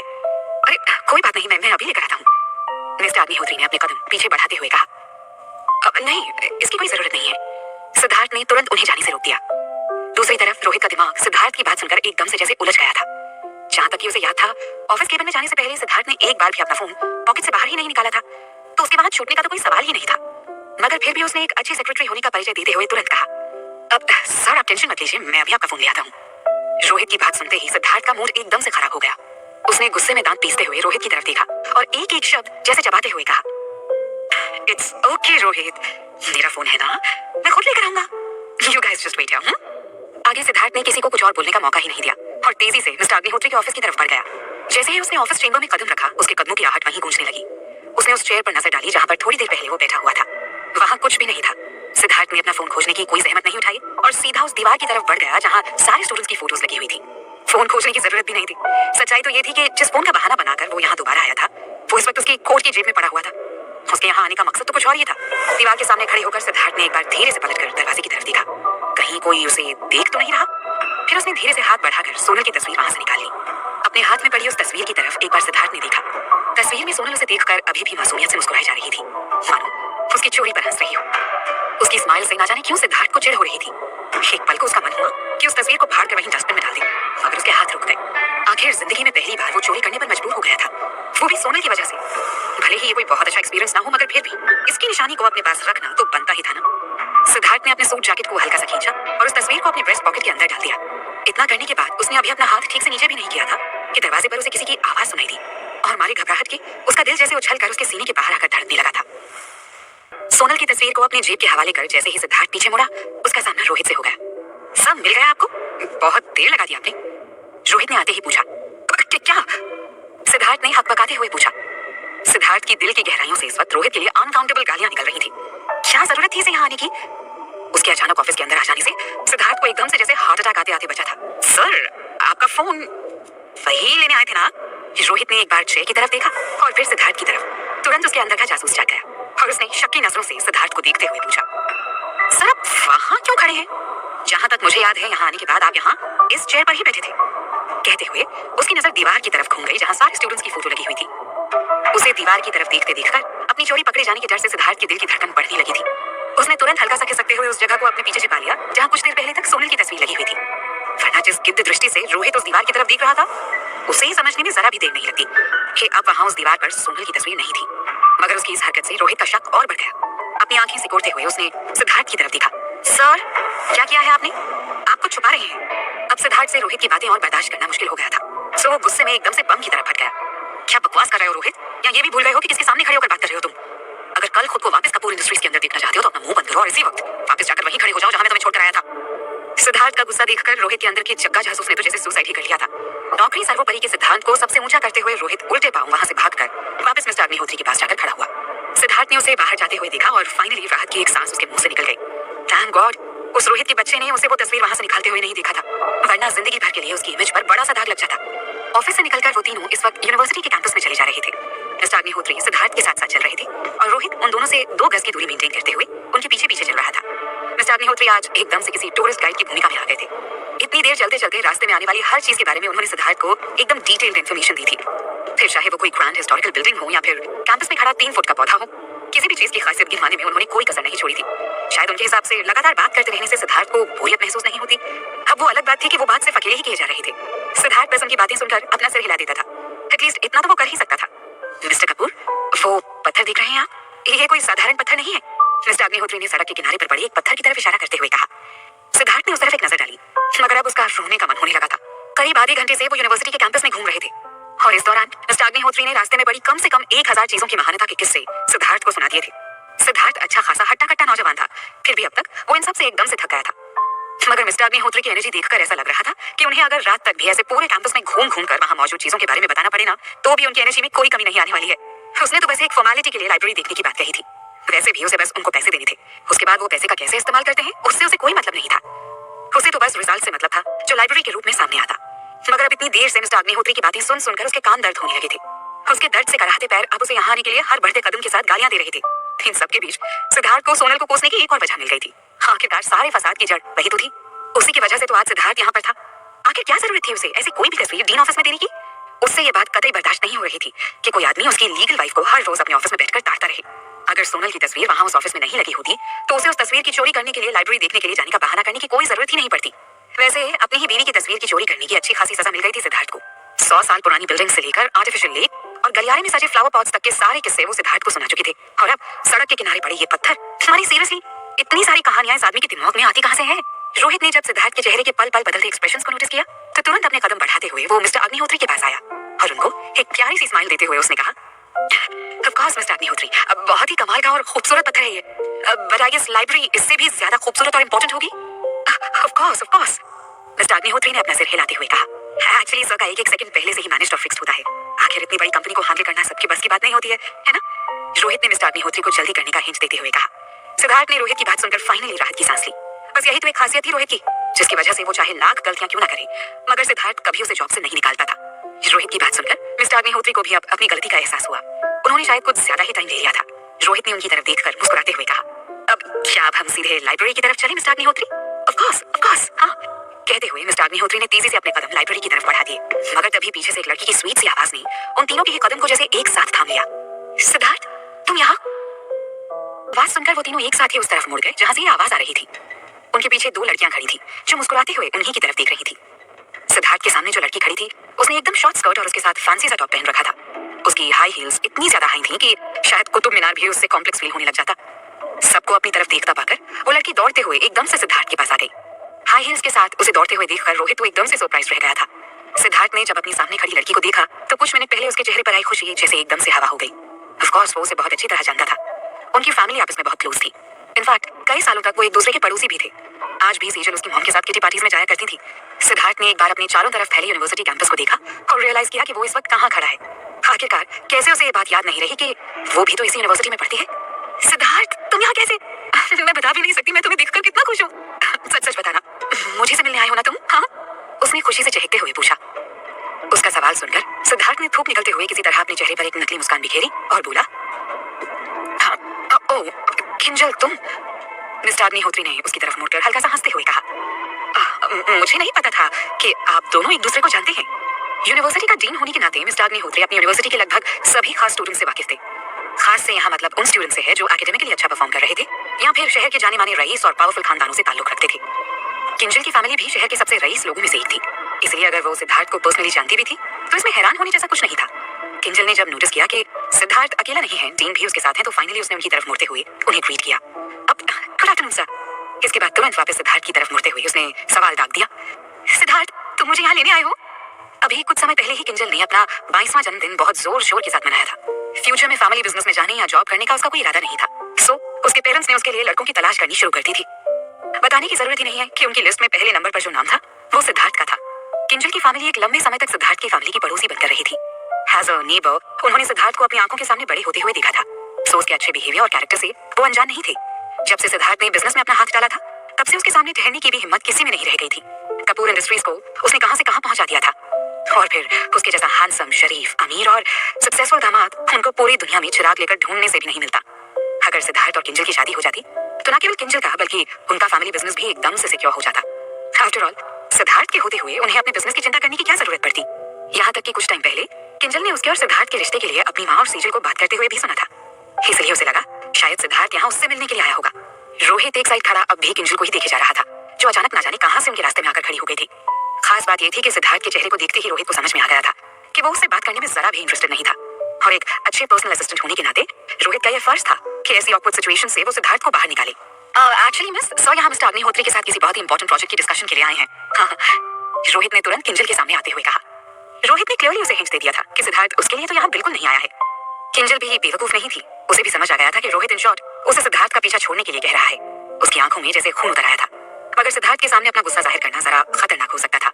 किसी भी तरह वो उसके साथ रहने का मौका गंवाना नहीं चाहती थी, सो उसने अपने गुस्से पर कंट्रोल करते हुए अपने चेहरे पर एक मुस्कान बिखेरी और सिद्धार्थ की तरफ मुड़ती हुई बोली, ओह सिद्धार्थ, तुम यहाँ अपने बिजनेस रिलेटेड वर्क के लिए आए हो, तुम्हारा काम हो गया? उसकी बात सुनकर तुरंत मिस्टर अग्निहोत्री ने जवाब दिया, नहीं अभी नहीं, मैं मिस्टर कपूर को उसी सिलसिले में अपने साथ लाइब्रेरी दिखाने लेकर जा रहा था। ये सुनकर किंजल के चेहरे की मुस्कान और भी चौड़ी हो गई।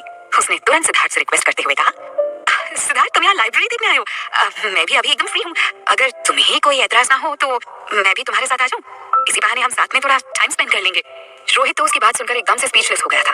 क्या ये लड़की सच में इतनी बेवकूफ है कि उसकी बात को समझ नहीं पाई है, या फिर हद से ज्यादा शातिर है, जो इतना खुलकर कहने के बावजूद सिद्धार्थ का पीछा छोड़ने को तैयार ही नहीं हुई। सिद्धार्थ भी एकदम से शॉक्ड होकर अपनी जगह खड़ा हो गया था। उसे चुप देखकर किंजल ने उसकी बाहों में अपनी बाहें डालकर बच्चों की तरह मचलते हुए कहा, Siddharth please please please please ले चलो ना मुझे अपने साथ। हाँ, सिद्धार्थ ने किसी तरह उससे अपना हाथ छुड़ाया। आखिरकार मिस्टर अग्निहोत्री ने कहा, आप हमारे साथ चल सकती हैं, we don't have any problem. अभी थोड़ी देर पहले तक मिस्टर अग्निहोत्री इस बात को लेकर थोड़ा सा एम्बैरेस्ड फील कर रहे थे कि उन्होंने शायद सिद्धार्थ को कुछ ज्यादा ही बोर कर दिया था, मगर अब किंजल को देखकर उन्होंने थोड़ी राहत की सांस ली थी। उसके बात करने के तरीके से लग रहा था कि वो सिद्धार्थ को काफी करीब से जानती है, सो उन्होंने मन ही मन डिसाइड कर लिया था कि बाद में किंजल को अकेले में बुलाकर वो उससे सिद्धार्थ के सामने अपनी थोड़ी सी सिफारिश करने के लिए भी कहेगा। इस तरह उनका लाइब्रेरी बनवाने का काम और ज्यादा इजीली हो जाएगा। सिद्धार्थ ने कोई जवाब नहीं दिया, क्योंकि उन दोनों की फैमिलीज के बीच काफी अच्छे रिलेशन थे। उसके एक रूड बिहेवियर से काफी कुछ बिगड़ सकता था, सो उसने चुप रहना ही बेहतर समझा।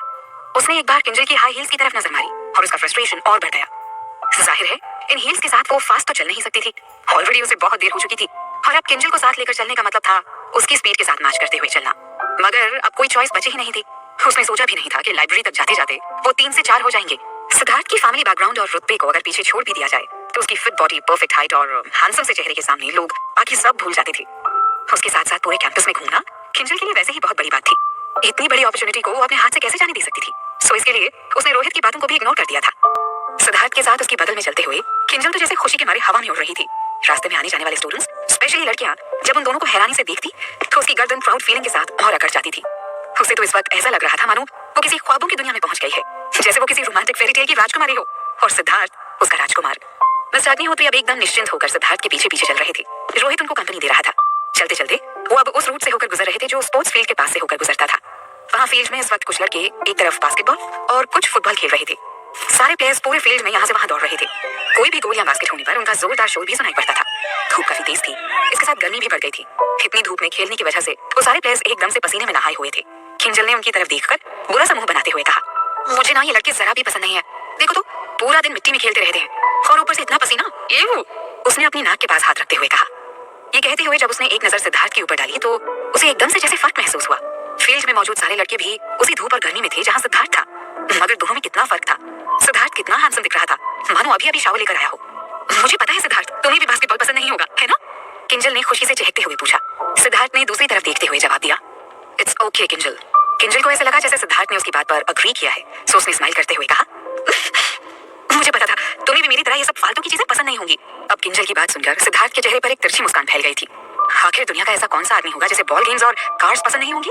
ऑफ कोर्स, ये दोनों चीजें ही तो लड़कों की कमजोरी होती है, और सिद्धार्थ इनसे अलग तो बिल्कुल नहीं था। किंजल, तुम्हें सच में लगता है मेरे जैसा आदमी जो हर रोज तरह तरह के चैलेंजेस फेस करता है, उसे बास्केटबॉल खेलना पसंद नहीं होगा? उसकी बात सुनकर किंजल एकदम से एम्बैरेस हो गई। उसे थोड़ा ऑकवर्ड फील हो रहा था, मगर उसने सिद्धार्थ से नाराज होने का नाटक करते हुए कहा, आई हेट यू सिद्धार्थ, तुमने मुझे बेवकूफ बनाया ना। मगर सिद्धार्थ अब इरिटेट हो चुका था, सो उसने बिना किंजल को कोई जवाब दिए अपने कदम तेजी से आगे बढ़ा दिए। किंजल अपनी हाई हील्स के साथ किसी भी तरह उसकी स्पीड से मैच नहीं कर पा रही थी, सो परेशान होकर उसने पीछे से उसे आवाज लगाई, Siddharth please wait for me. मगर इस बार सिद्धार्थ ने उसे पूरी तरह इग्नोर कर दिया। सोनल की आज सुबह यूनिवर्सिटी में कोई क्लास नहीं थी, सो समय का सही इस्तेमाल करते हुए वो सुबह यूनिवर्सिटी आने के बजाय फैशन हब चली गई थी। वहाँ का अपना काम खत्म करके अब वो यूनिवर्सिटी आ गई थी। आते ही उसे आलिया भी मिल गई और अब वो दोनों लाइब्रेरी की तरफ जा रही थी। चलते चलते अचानक से आलिया ने सोनल का हाथ पकड़कर उसे खींचते हुए कहा, सोनल वो देख तेरा हस्बैंड। सोनल ने हड़बड़ाकर उस तरफ देखा जिधर आलिया इशारा कर रही थी। हालांकि पिछली रात को उन दोनों के बीच अच्छी खासी बहसबाजी हुई थी, मगर फिर भी सिद्धार्थ को अपने सामने देखकर सोनल के दिल में हलचल सी होने लगी थी। मगर तेरी बजाय ये किंजल के साथ क्या कर रहा है? आलिया ने थोड़ी उलझन के साथ उन दोनों को देखते हुए पूछा। उसकी बात सुनकर सोनल जैसे एकदम से चौंक गई। सिद्धार्थ को अपने सामने देखकर तो वो जैसे सब कुछ भूल ही गई थी। जब आलिया ने किंजल का नाम लिया तब जाकर उसका ध्यान इस बात पर गया था कि सिद्धार्थ के साथ कोई और भी है। किंजल ना जाने क्या कहते हुए तेजी से सिद्धार्थ की स्पीड के साथ खुद को मैच करने की कोशिश कर रही थी। ये देखकर आलिया तो जैसे एकदम से भड़क गई। मुझे तो लगा था कि वो यहाँ तुझसे मिलने आया होगा, मगर नहीं, इसको तो शायद उस मेकअप की दुकान में ज्यादा इंटरेस्ट है। कर क्या रही है ये यहाँ? आलिया ने लगभग झल्लाते हुए उन दोनों को देखकर कहा। सोनल आज काफी अच्छे मूड में यूनिवर्सिटी आई थी। इनफैक्ट अभी कुछ सेकंड्स पहले तक वो बहुत खुश थी, मगर सिद्धार्थ को किंजल के साथ देखने के बाद उसके चेहरे से सारी खुशी जैसे एक झटके से गायब हो गई थी। उसे महसूस हुआ जैसे उसके पांव वही अपनी जगह पर जम गए हैं। मुंह लटकाए चुपचाप वो बस उन दोनों की ही तरफ देखी जा रही थी। न जाने क्यों उसे अपने दिल में एक दर्द सा उठता हुआ महसूस हो रहा था। दूसरी तरफ एकदम तेजी से सिद्धार्थ सामने की ओर बढ़ता चला जा रहा था। जब उसने अपने आई कॉर्नर से एकदम से जाने पहचाने से चेहरे को नोटिस किया, उसने तुरंत अपनी दाहिनी तरफ नजर डाली। सोनल अब तक वैसे ही अपनी जगह पर खड़ी उसकी तरफ देखी जा रही थी। उसके एक्सप्रेशन से ही सिद्धार्थ को अंदाजा हो गया था कि वो पहले से ही नोटिस कर चुकी थी। तेजी से चलते चलते अचानक उसके कदम रुक से गए। सोनल को यूं अपनी तरफ देखता पाकर सिद्धार्थ मन ही मन एकदम से खुश हो गया। क्या बात है, ये तो तुझे देखकर ही इतनी खुश हो गई है कि चलना तक भूल गई है, और ऐसे एकटक देखे जा रही है जैसे इसे किसी की परवाह ही नहीं है। किंजल ने जब सिद्धार्थ को दूसरी तरफ देखते हुए देखा तो ऑब्वियसली उसकी भी नजरें उसी तरफ घूम गई। सामने सोनल को खड़ा देखकर वो एकदम से चिढ़ गई। अभी कुछ ही दिन पहले तो उसने सोनल को सिद्धार्थ के साथ कैंटीन में देखा था। कितनी बेशरम लड़की है ये, हिम्मत तो देखो इस लड़की की, कैसी बड़ी बड़ी आंखें की है, मेरे सिद्धार्थ को देखे जा रही है। किंजल गुस्से में भुनभुनाई। सिद्धार्थ भी अपनी जगह पर खड़ा होकर सोनल की डायरेक्शन में ही देखे जा रहा था। ये देखकर किंजल के मन में तुरंत एक आइडिया आया। रेड लिपस्टिक से पुते हुए उसके होठों पर तुरंत एक स्माइल तैरने लगी। उसने तुरंत दौड़कर सिद्धार्थ के पास जाने की कोशिश की। उसने सोच रखा था जानबूझकर वो सिद्धार्थ के ऊपर गिर जाएगी और ये देखकर सोनल एकदम से जेलस फील करेगी, मगर उसकी कुतुब मीनार जैसी हाई हील्स ने उसे एकदम ठीक मौके पर ही धोखा दे दिया और सिद्धार्थ के करीब पहुंचते ही उसका पैर मुड़ गया। गिरने से पहले उसके मुंह से एक चीख निकली, सिद्धार्थ! सिद्धार्थ जो अब तक सोनल की तरफ देखे जा रहा था, किंजल की आवाज सुनकर वो एकदम से जैसे होश में आ गया। बिजली से भी ज्यादा तेज फुर्ती दिखाते हुए उसने तुरंत किंजल की पतली सी कमर को अपने मजबूत बाहों में थाम लिया था। उसने थोड़ी टेंशन में आते हुए किंजल को डांट लगा दी। कितनी केयरलेस हो तुम किंजल, क्या जरूरत थी ऐसे दौड़ने की? अभी चोट लग जाती तो। सॉरी, किंजल ने एकदम धीमी सी आवाज में सिर झुकाते हुए कहा, मगर मन ही मन वो एकदम से खुश हो गई थी। उसने जानबूझकर ऐसा शो किया था जैसे वो अपने पैरों पर ठीक से खड़ी भी नहीं हो पा रही है, ताकि सिद्धार्थ उसे अपनी बाहों में थाम सके। थैंक यू सिद्धार्थ, अगर तुम मुझे वक्त पर नहीं संभालते तो it would have been so embarrassing for me. Kinjal ने सोनल की तरफ नजर डालते हुए कहा। उसे जेलस फील करवाने के चक्कर में किंजल तो एकदम से जैसे सब कुछ भूल ही गई थी। उसने आज एक शॉर्ट स्कर्ट पहन रखी थी। अगर सिद्धार्थ ने फुर्ती दिखाते हुए उसे सही समय पर पकड़ा ना होता ना, तो वो अभी जमीन पर पड़ी होती और ये शॉर्ट स्कर्ट कुछ भी कवर कर पाने में सक्षम नहीं थी। लेकिन फिर भी वो इस बात से ज्यादा खुश थी कि फाइनली वो जो चाहती थी वही हुआ था। उसका सिद्धार्थ न केवल स्मार्ट है, अट्रैक्टिव है, हैंडसम है, बल्कि इतना फास्ट और एथलेटिक भी है। अगर वो ये कहे कि सिद्धार्थ इस दुनिया का सबसे हैंडसम, हॉट और परफेक्ट लड़का है तो गलत नहीं होगा। तुम ठीक हो किंजल? ओके अब छोड़ो मुझे, सिद्धार्थ ने इरिटेट होते हुए कहा। दरअसल किंजल ने इस वक्त उसका सूट अपनी मुट्ठियों के बीच जकड़ रखा था। सिद्धार्थ को अपनी पब्लिक अपीयरेंस में एक छोटी सी भी कमी बर्दाश्त नहीं थी। अपने कपड़ों पर एक छोटी सी सिल्वर भी उसे नागवार गुजरती थी।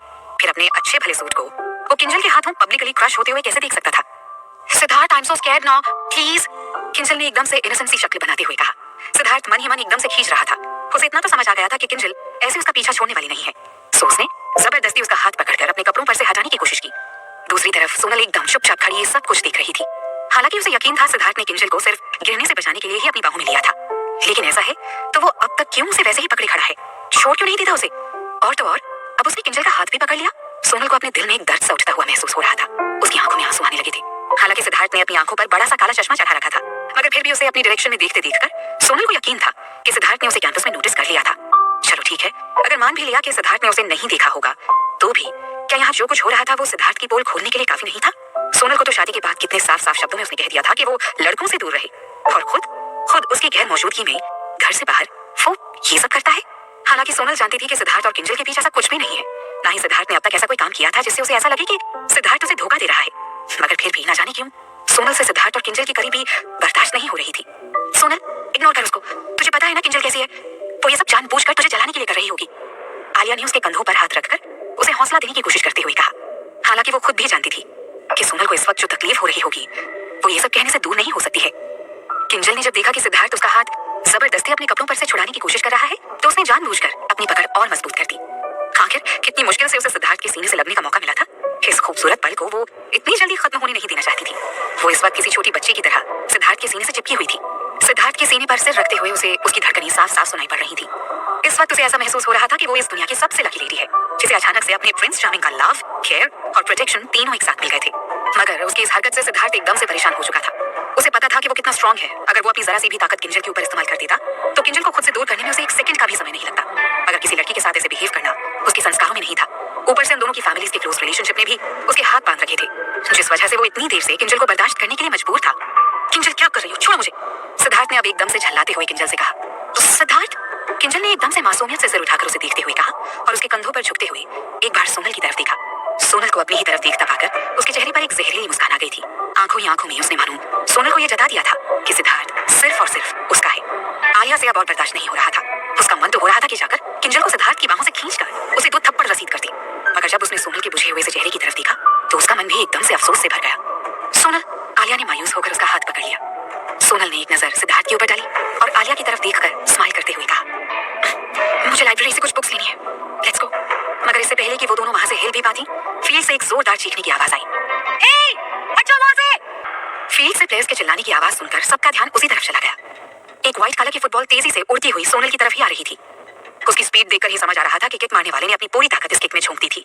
जिस किसी को भी ये बॉल लगती उसे डेफिनेटली बहुत जोर की चोट लगती, और अनफॉर्चुनेटली उस बॉल का इकलौता टारगेट और कोई नहीं बल्कि सोनल थी। आलिया ने जब फुटबॉल को उसी डायरेक्शन में आते देखा तो उसके मुंह से भी एक जोरदार चीख निकल गई।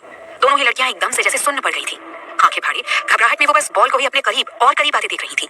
सोनल को अंदाजा हो गया था आज ये बॉल सीधा उसके फेस पर आकर रुकेगी। सिद्धार्थ ने जब ये नजारा देखा तो एकदम से गुस्से में उसके जबड़े कस गए। ये पागल लड़की वहां से हट क्यों नहीं रही है? क्या ये बॉल के रास्ते में खड़ी होकर उसे चोट लगने का इंतजार कर रही है? बॉल को सोनल की तरफ देखकर उसके सब्र का बांध टूट चुका था। गुस्से में कसकर किंजल की बाहें पकड़ते हुए वो चिल्लाया, तुम्हारी समझ में नहीं आता, यू इडियट, छोड़ो मुझे! उसने इस बार अपनी पूरी ताकत इस्तेमाल करते हुए न केवल किंजल से अपना हाथ और सूट छुड़ाया बल्कि उसे गुस्से में खुद से दूर भी धकेल दिया। किंजल को खुद से दूर कर सिद्धार्थ पूरी ताकत के साथ सोनल की तरफ दौड़ गया। ये सब बस कुछ ही सेकंड्स के अंदर हो गया था। इस बार वाकई किंजल खुद को संभाल नहीं पाई और मुंह के बल जमीन पर जा गिरी। उसके घुटनों और हाथों में बुरी तरह खरोंच आ गई थी। दर्द के मारे उसके मुंह से हल्की सी चीख निकल गई। उसने सिद्धार्थ की तरफ देखा मगर वो तब तक जा चुका था। सोनल ने अब तक डर से अपनी आंखें बंद कर ली थी। किसी भी समय वो फुटबॉल आकर उसकी शक्ल बिगाड़ देने वाला था।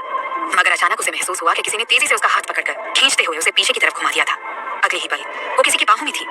सोनल एकदम से चौंक गई थी। वो जो कोई भी था उसके सीने से लगे हुए सोनल ने एकदम क्लियरली महसूस किया था कि कुछ देर पहले जो बॉल सोनल के चेहरे पर लगने वाली थी वो अब इस शख्स की पीठ से जा टकराई थी। फुटबॉल उसकी पीठ से टकराने के बाद जमीन से 2-4 टप्पे खाते हुए वहीं स्थिर हो गई। फील्ड में मौजूद सारे लोगों ने ये देखकर राहत की सांस ली और फिर पूरे फील्ड से एक साथ तालियों और सीटियों का शोर सुनाई देने लगा। सुपरमैन, क्या टाइम पर एंट्री मारी है भाई, बचा लिया लड़की को! फील्ड से किसी के जोर से चिल्लाने की आवाज आई। सोनल के दिल की धड़कनें अब नॉर्मल होने लगी थी। उसने धीरे से अपनी आंखें खोली और खुद को किसी की बाहों में पाया। एक जानी पहचानी सी मिंट और उसमें खुली हुई हल्की सी सिगरेट की महक के साथ ही सोनल के चेहरे पर एक स्माइल आ गई। सिद्धार्थ ने उसे बचाया था, ये सोचकर उसकी खुशी का ठिकाना नहीं था। सिद्धार्थ ने उसके कानों के पास अपना चेहरा लाते हुए धीरे से पूछा, आर यू ओके? उसकी आवाज में सोनल के लिए फिक्र साफ साफ छलक रही थी। हाँ। सोनल ने धीरे से जवाब दिया। उसका जवाब सुनकर सिद्धार्थ थोड़ा रिलैक्स हुआ, मगर फिर भी उसने धीरे से सोनल को खुद से दूर करते हुए उसे ऊपर से नीचे तक गौर से देखा। कहीं उसे चोट तो नहीं लग गई होगी? इसके साथ ही वापस वो अपने आर्रोगेंट सिद्धार्थ रॉय कपूर वाले अवतार में आ गया था। तुम्हारे पास जरा सा भी दिमाग नहीं है क्या? यहाँ खड़ी खड़ी क्या अपनी शक्ल बिगड़ने का इंतजार कर रही थी? साइड नहीं हो सकती थी तुम? सिद्धार्थ ने एकदम से उसे डांटते हुए कहा। अब वो मैं... सोनल ने कुछ कहना चाहा मगर सिद्धार्थ ने बीच में ही उसकी बात को काटते हुए कहा, वो तुम क्या? हाँ, यही कि तुम पूरी की पूरी स्टूपिड हो। तुम पढ़ाई के अलावा और कुछ नहीं कर सकती हो, ये तो मैं पहले से ही जानता था, लेकिन ऐसी हरकतें भी कर सकती हो ये मुझे नहीं पता था। सिद्धार्थ एकदम इस वक्त फ्रस्ट्रेट होकर सोनल को डांट रहा था। अगर उसे एक पल की भी और देरी हो जाती ना तो सोनल को वापस से बुरी तरह चोट लग जाती। ये सोचकर ही वो अंदर से एकदम से बेचैन हो गया था। सोनल उसे इतने गुस्से में देखकर एकदम से एम्बैरेस्ड हो गई थी। उसने हिचकिचाते हुए जवाब दिया, मैं डर गई थी। तुमसे मैं इससे ज्यादा और कुछ एक्सपेक्ट भी नहीं करता। वहीं आलिया एकदम से एक्साइटेड होकर ये सब नजारा देख रही थी। ऐसा तो हमेशा फिल्मों में ही होता है, नहीं? स्टोरी की वैन पाकर हीरो और हीरोइन के बीच झगड़ा कराने की कोशिश करती है, मगर उसकी कोशिश को नाकामयाब करते हुए आखिरकार हीरो अपनी हीरोइन के पास आ ही जाता है। मगर सबसे ज्यादा हैरानी उसे इस बात की हो रही थी कि सिद्धार्थ एकदम गुस्से से सोनल को डांट रहा था। उसने हमेशा सिद्धार्थ का स्माइलिंग फेस ही देखा था। पिक्चर्स में भी वो कितना कूल लगता है। किसे पता था उसे इतना गुस्सा भी आता होगा। सोनल ने जब देखा कि पूरे कैंपस में मौजूद हर शख्स उन दोनों की ही तरफ देख रहा है तो उसने बात को खत्म करना ही बेहतर समझा। उसने धीरे से अपना सिर उठाकर सिद्धार्थ की आंखों में देखते हुए कहा, हाँ, मैं स्टूपिड हूँ, कोई भी काम ठीक से नहीं कर पाती, मगर तुम मेरे पास हो सिद्धार्थ। तुम हर काम परफेक्टली करते हो और मुझे हमेशा ऐसी सिचुएशन से बचा लेते हो, तो फिर मुझे फिक्र करने की क्या जरूरत है? सोनल ने ये बातें सिद्धार्थ के सामने कह तो दी थी, मगर वो खुद ही अपनी कही बातों पर हैरान थी। चुप हो जा सोनल, क्या बकवास की जा रही है? ऐसा लग रहा है जैसे कोई 16 साल की लड़की अपने बॉयफ्रेंड के सामने एकदम से क्यूट तरीके से अपना प्यार जता रही है। सोनल ने मन ही मन खुद को कोसते हुए कहा। सिद्धार्थ उसकी बात सुनकर एकदम से चौंक गया था। उसने अपनी आंखें सिकोड़ते हुए एक बार उसकी तरफ देखा और फिर बोला, सोनल मेहता, मेरी बटरिंग करने से ये सच्चाई बदलने वाली नहीं है कि तुम स्टूपिड हो। सिद्धार्थ की हीरोगिरी। सोनल ने मुस्कुराते हुए चुपचाप अपना सिर झुका लिया। रोहित के चेहरे पर भी ये सब देखकर एक क्यूट सी स्माइल आ गई थी। मतलब क्या कमाल की हीरोगिरी आज सिद्धार्थ ने दिखाई थी, वो भी दो बार अलग अलग लड़कियों के लिए। मन ही मन वो सिद्धार्थ की अब तक इतनी तारीफ कर चुका था कि अब उसके पास वर्ड्स खत्म होने लगे थे। किंजल के कराहने की आवाज सुनकर उसका ध्यान नीचे जमीन पर गया और फाइनली उसे किंजल की हेल्प करने का ख्याल आया। किंजल अब तक जमीन पर पड़ी हुई सिद्धार्थ को एकदम से ब्लैंक एक्सप्रेशन के साथ देख रही थी। गिरने की वजह से उसकी स्कर्ट भी ऊपर खिंच गई थी, मगर अपनी जलन और गुस्से की वजह से वो उसे भी ठीक करना भूल गई थी। अब मैम प्लीज उठ जाइए, धूप बहुत तेज है, वैसे भी जमीन बहुत गर्म है और आपको चोट भी लगी है। रोहित ने अपना गला साफ करते हुए किंजल की तरफ अपना हाथ बढ़ाया। रोहित की आवाज सुनकर किंजल एकदम से चौंक कर होश में आई। नहीं, जमीन धूप की वजह से गर्म नहीं है, उसका दिल इस वक्त बुरी कदर चल रहा है कि उसकी गर्मी से ये पूरी जमीन तप रही है। गुस्से में किंजल की आंखें एकदम से लाल हो गई थी। उसने रोहित को धक्का दे दिया और उठते हुए बोली, तुम्हें उससे क्या, अपने काम पर ध्यान दो, समझे? किंजल को इस वक्त जितना गुस्सा सिद्धार्थ पर आ रहा था, उससे कहीं ज्यादा गुस्सा उसे खुद पर आ रहा था। आखिर क्या जरूरत थी उसे आज ये मिनी स्कर्ट पहनने की? जब वो जमीन पर गिरी तो उसकी पूरी स्कर्ट ऊपर उठ गई थी। ग्राउंड में मौजूद हर शख्स ने उसे ऐसी हालत में देखा होगा। सिद्धार्थ की ही तरह किंजल भी अपनी पब्लिक अपीयरेंस को लेकर बहुत कॉन्शियस थी। लोगों के बीच उसने अपनी ग्लैमर गर्ल वाली इमेज बना रखी थी, मगर आज जो हुआ उसके बाद ये बात उसके सोशल सर्कल में फैल जाएगी और फिर लोग उसका मजाक उड़ाएंगे। पता नहीं कैसे अब वो उन सबके बीच सिर उठाकर चल पाएगी। उसने एक बार अपनी हथेली पर एक नजर डाली जिसमें सिद्धार्थ के कोट का बटन टूटकर आ गया था। उसे देखकर एक बार फिर उसके सामने वो नजारा घूम गया, कैसे उस 2 कौड़ी की लड़की सोनल मेहता के लिए सिद्धार्थ ने जबरदस्ती अपना हाथ किंजल से छुड़ा लिया था और तो और उसे ग्राउंड में धक्का भी दे दिया। अभी जो कुछ भी हुआ था उसके बाद मिस्टर अग्निहोत्री का भी पूरा ध्यान केवल सिद्धार्थ पर ही था। उन्होंने भी किंजल के गिरने की कोई परवाह नहीं की थी। उन्होंने अपने माथे पर छलक आए पसीने की बूंदों को रुमाल से पोंछा और घबराते हुए सिद्धार्थ की तरफ दौड़ी। मिस्टर कपूर, आप ठीक तो हैं? उन्होंने एकदम से हाँफते हुए सिद्धार्थ से सवाल किया। सिद्धार्थ ने उनकी तरफ देखा और सोनल से एकदम दूर होते हुए बोला, yes, I am totally fine. Miss Sonal Mehta, आपको क्या जरूरत थी अचानक बीच में आने की? मिस्टर अग्निहोत्री ने चिढ़कर सोनल की तरफ देखते हुए कहा। अगर सोनल बीच में नहीं आई होती तो सिद्धार्थ को यूं अपनी पीठ पर बॉल खाने की जरूरत नहीं पड़ती। मैं तो बस, सोनल ने एकदम से परेशान होते हुए कुछ कहना चाहा, मगर उसे समझ में ही नहीं आया कि इस बात का क्या जवाब दे। क्या उसका यहाँ कैंपस में होना भी अब गुनाह है? मगर आलिया उनकी बात सुनकर एकदम से चिढ़ गई। उसने तुरंत गुस्से में मिस्टर अग्निहोत्री की तरफ देखकर जवाब दिया, आप सोनल को क्यों डांट रहे हैं सर? इसमें उसकी क्या गलती है? आपको दिखता नहीं है वो कितनी डर गई है? आलिया को अपनी खिलाफत करते देखकर मिस्टर अग्निहोत्री का मूड और खराब हो गया, मगर वो कुछ कहते उससे पहले ही सिद्धार्थ ने आगे बढ़कर उनकी बात काटते हुए कहा, ये लड़की ठीक कह रही है, इसमें इस लड़की की क्या गलती है? वो तो कैंपस में वैसे ही मौजूद है जैसे कि हम सब हैं। गलती तो उसकी है जिसने बिना सोचे समझे इस डायरेक्शन में किक मारा। उसे इस बात पर भी झल्लाहट हो रही थी कि मिस्टर अग्निहोत्री बिना वजह ही सोनल के ऊपर भड़क रहे थे। सिद्धार्थ की बात सुनकर तुरंत मिस्टर अग्निहोत्री के चेहरे के एक्सप्रेशंस बदल गए। तुरंत उन्होंने सिद्धार्थ की हाँ में हाँ मिलाते हुए कहा, you are right mister Kapoor, आप टेंशन मत लीजिए, मैं अभी लड़कों को देखता हूँ। कहते हुए वो फील्ड की तरफ घूमे और जोर से चिल्लाए, दिमाग खराब हो गया है क्या तुम सबका? ऐसे फुटबॉल खेलते हैं? ये भी नहीं दिखता है कि तुम्हें किस डायरेक्शन में बॉल को किक करना है? और तो और अपनी गलती के लिए माफी तक नहीं मांग सकते तुम लोग, ये भी मैं बताऊं? असल में मिस्टर अग्निहोत्री उन सबको पर्सनली एक एक किक मारकर कहना चाहते थे कि तुम सबकी हिम्मत कैसे हुई मेरे 25 करोड़ रुपए को इस तरह किक मारने की। उन्होंने झुककर फुटबॉल को अपने हाथ में उठा लिया और फिर फील्ड की तरफ देखते हुए गुस्से में चिल्लाए, जितने भी लोग आज यहाँ इस फील्ड में फुटबॉल खेल रहे हैं, कल तक वो सब 10,000 वर्ड्स का एक माफीनामा लिखकर मेरे पास सबमिट करेंगे। उनकी बात सुनकर फील्ड में नाराजगी से भरी आवाजें गूंजने लगी थी, मगर अपनी समझ से मिस्टर अग्निहोत्री ने एकदम सही डिसीजन लिया था। सो अब उनके चेहरे पर संतोष नजर आ रहा था। सिद्धार्थ की तरफ मुड़ते हुए उन्होंने उससे पूछा, मिस्टर कपूर, आपको कहीं चोट तो नहीं लगी है ना? सिद्धार्थ ने एक स्माइल के साथ अपना सिर ना में हिला दिया। मिस्टर अग्निहोत्री ने राहत की सांस लेते हुए कहा, वेल, मानना पड़ेगा, गजब की फिटनेस है आपकी, कितनी तेजी से आगे बढ़कर आपने इस लड़की को बचा लिया। उन्होंने सोनल की तरफ देखकर उसे सख्त आवाज में कहा, आप वहीं खड़ी खड़ी क्या कर रही हैं मिस मेहता? मिस्टर कपूर ने आपको इंजर्ड होने से बचाया है और आपने अब तक इस बात के लिए उनको थैंक यू तक नहीं बोला। मिस्टर अग्निहोत्री की बात सुनकर सोनल ने एकदम से चौंक कर सिद्धार्थ की तरफ देखा, जो मुस्कुराते हुए खुशी की तरफ देखे जा रहा था। सोनल ने एक बार सिद्धार्थ की तरफ देखा और फिर सिर झुकाए धीमी आवाज में बोली, थैंक यू। सोनल को सिर झुकाए अपने सामने खड़ा देखकर सिद्धार्थ के होंठों पर एक मुस्कान फैल गई थी, मगर उसने जानबूझकर अपने आईब्रोज ऊपर कर चौंकने का नाटक करते हुए कहा, क्या कहा तुमने? मुझे कुछ सुनाई नहीं दिया। सोनल ने चिढ़कर एक नजर उसके ऊपर डाली। नो डाउट वो अब जानबूझकर उसे परेशान कर रहा था। मिस्टर अग्निहोत्री ने तुरंत सोनल को डांटते हुए कहा, मिस सोनल मेहता, आज खाना नहीं खाया क्या आपने? आपसे ज्यादा तेज आवाज तो मच्छर की होती है। इतनी जोर से थैंक यू बोलिए कि मिस्टर कपूर साफ साफ आपकी आवाज सुन सके। उनकी बात सुनकर अब सिद्धार्थ को हंसी आ रही थी, वहीं सोनल बुरी तरह झल्ला रही थी। उसका मन तो हो रहा था अभी जाकर सिद्धार्थ को एक थप्पड़ लगा दी, उसे परेशान करके कैसे मजे से हंस रहा है वो। एक बॉल ही तो रोकी है उसने, कौन सी बुलेट रोक दी है। आफ्टर ऑल ज्यादा से ज्यादा चोट ही लगती ना उसको, मार थोड़ी जाती वो उस बॉल से। उसने गुस्से में एक जोर की सांस खींची और जोर से चिल्लाते हुए बोली, थैंक यू सो मच। इस बार उसकी आवाज इतनी तेज थी कि पूरे कैंपस में उसकी आवाज गूंजने लगी थी। उसके गुस्से को देखते हुए सिद्धार्थ ने अपना गला साफ करते हुए उसे एक स्माइल दी और बोला, यू वेलकम मिस। हाँ अब सही है, कहते हुए मिस्टर अग्निहोत्री वापस सिद्धार्थ की तरफ मुड़ गए। मिस्टर कपूर, इतने व्यस्त रहने के बावजूद आपने खुद को कितनी अच्छी तरह से फिट रखा है। क्या माइंड ब्लोइंग एक्शन दिखाया आज आपने। कितने रिच और पावरफुल होने के साथ ही बिल्कुल सोने जैसा दिल है आपका। तभी तो आपने एक अनजान लड़की को बचाने के लिए अपनी जान तक को जोखिम में डाल दिया। आज आपने जो किया है ना, उसे यहाँ इस यूनिवर्सिटी में सालों तक याद रखा जाएगा। मिस्टर अग्निहोत्री वापस से सिद्धार्थ को खुश करने की कोशिश में लग गए थे और उनकी बात सुनकर आलिया और सोनल दोनों को हंसी आ रही थी। आलिया ने सोनल को एक कोहनी मारी और अपनी आंखों से डीन की तरफ इशारा किया। सोनल ने भी बड़ी मुश्किल से अपनी हंसी रोक रखी थी। उन दोनों की गलती भी क्या थी। मिस्टर अग्निहोत्री को हर कोई एकदम स्ट्रिक्ट पर्सनालिटी के रूप में जानता था। हाथ से पहले किसी ने उनका ये रूप कभी देखा ही नहीं था। मतलब सीरियसली चांद पर खेलकर लड़की को बचाना, ये कुछ ज्यादा तारीफ नहीं हो गई थी। फाइनली रोहित ने आगे बढ़कर उन सबके करीब आते हुए पूछा, सर आप ठीक है ना। इसके साथ ही उसकी नजर सोनल की तरफ भी घूम गई। उसे अपनी तरफ देखता पाकर सोनल का दिल एकदम से घबराहट के मारे तेजी से धड़कने लगा था।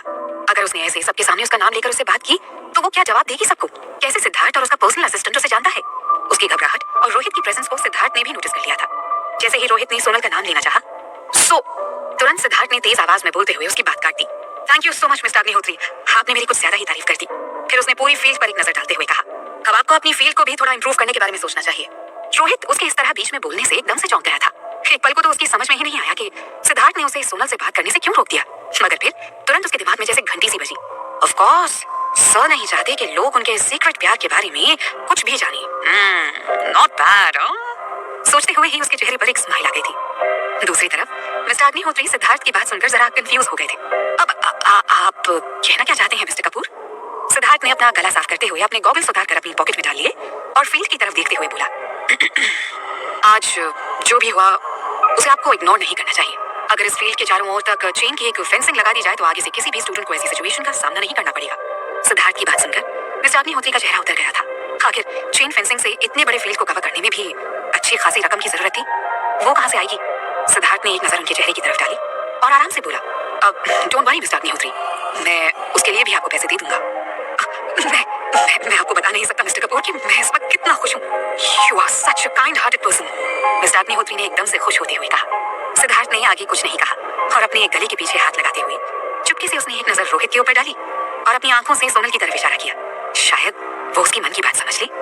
रोहित को तो ऐसे ही सिग्नल्स का इंतजार रहता था। सिद्धार्थ के मन में क्या चल रहा है ये समझने में उसे एक पल की भी देरी नहीं लगी।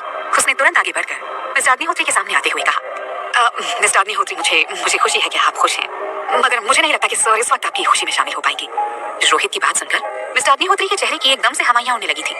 ये आप क्या कह रहे हैं। तुरंत सिद्धार्थ की तरफ मुड़कर एकदम से पैनिक होते हुए उन्होंने पूछा, मिस्टर कपूर, क्या मुझसे कोई गलती हुई है। आप मेरी बात नहीं समझे मिस्टर अग्निहोत्री। वो सर इतनी देर से लगातार आपके साथ घूम रहे हैं और अब उन्हें इतनी तेज चोट भी लगी है। कहते हुए रोहित ने एक नजर सिद्धार्थ के ऊपर डाली। उसने भी अपनी पलकें झपकाकर उसे कंटिन्यू करने का इशारा कर दिया। रोहित ने आगे कहा, मैं तो सर के चलने के तरीके को देखकर ही समझ गया था कि उन्हें काफी चोट आई है। आपको तो पता ही है सर कि सिद्धार्थ सर का शेड्यूल कितना टाइट रहता है। सुबह से लेकर रात तक उन्हें कितने सारे काम करने होते हैं। उनकी तकलीफ अगर बढ़ गई ना तो सारे काम एक ही साथ रुक जाएंगे। सो मेरे ख्याल से सर को एक बार डॉक्टर से मिलकर अपना चेकअप करवा लेना चाहिए। आपने ठीक कहा mister Rohit, and I am sorry कि मैंने आपकी बात को इग्नोर कर दिया। मिस्टर कपूर, हमारी यूनिवर्सिटी हॉस्पिटल में भी बेस्ट डॉक्टर्स की टीम है। अगर आपको कोई ऐतराज ना हो तो मैं आपका चेकअप यहीं करवा दूं। मिस्टर अग्निहोत्री ने सिद्धार्थ की तरफ देखते हुए पूछा। नो इट्स ओके, सिद्धार्थ ने मना करते हुए कहा, जबकि मन ही मन वो मना रहा था कि किसी तरह उसे यहाँ रुकने का मौका मिल जाए। सोनल भी मन ही मन सोच रही थी, रोहित कुछ ज्यादा ही फिक्र नहीं दिखा रहा है सिद्धार्थ के लिए। इतनी सारी सीढ़ियों से गिरने के बावजूद जिस आदमी को डॉक्टर के पास जाने की जरूरत महसूस नहीं हुई थी, एक सिंगल बॉल से उसको क्या चोट लग जाएगी।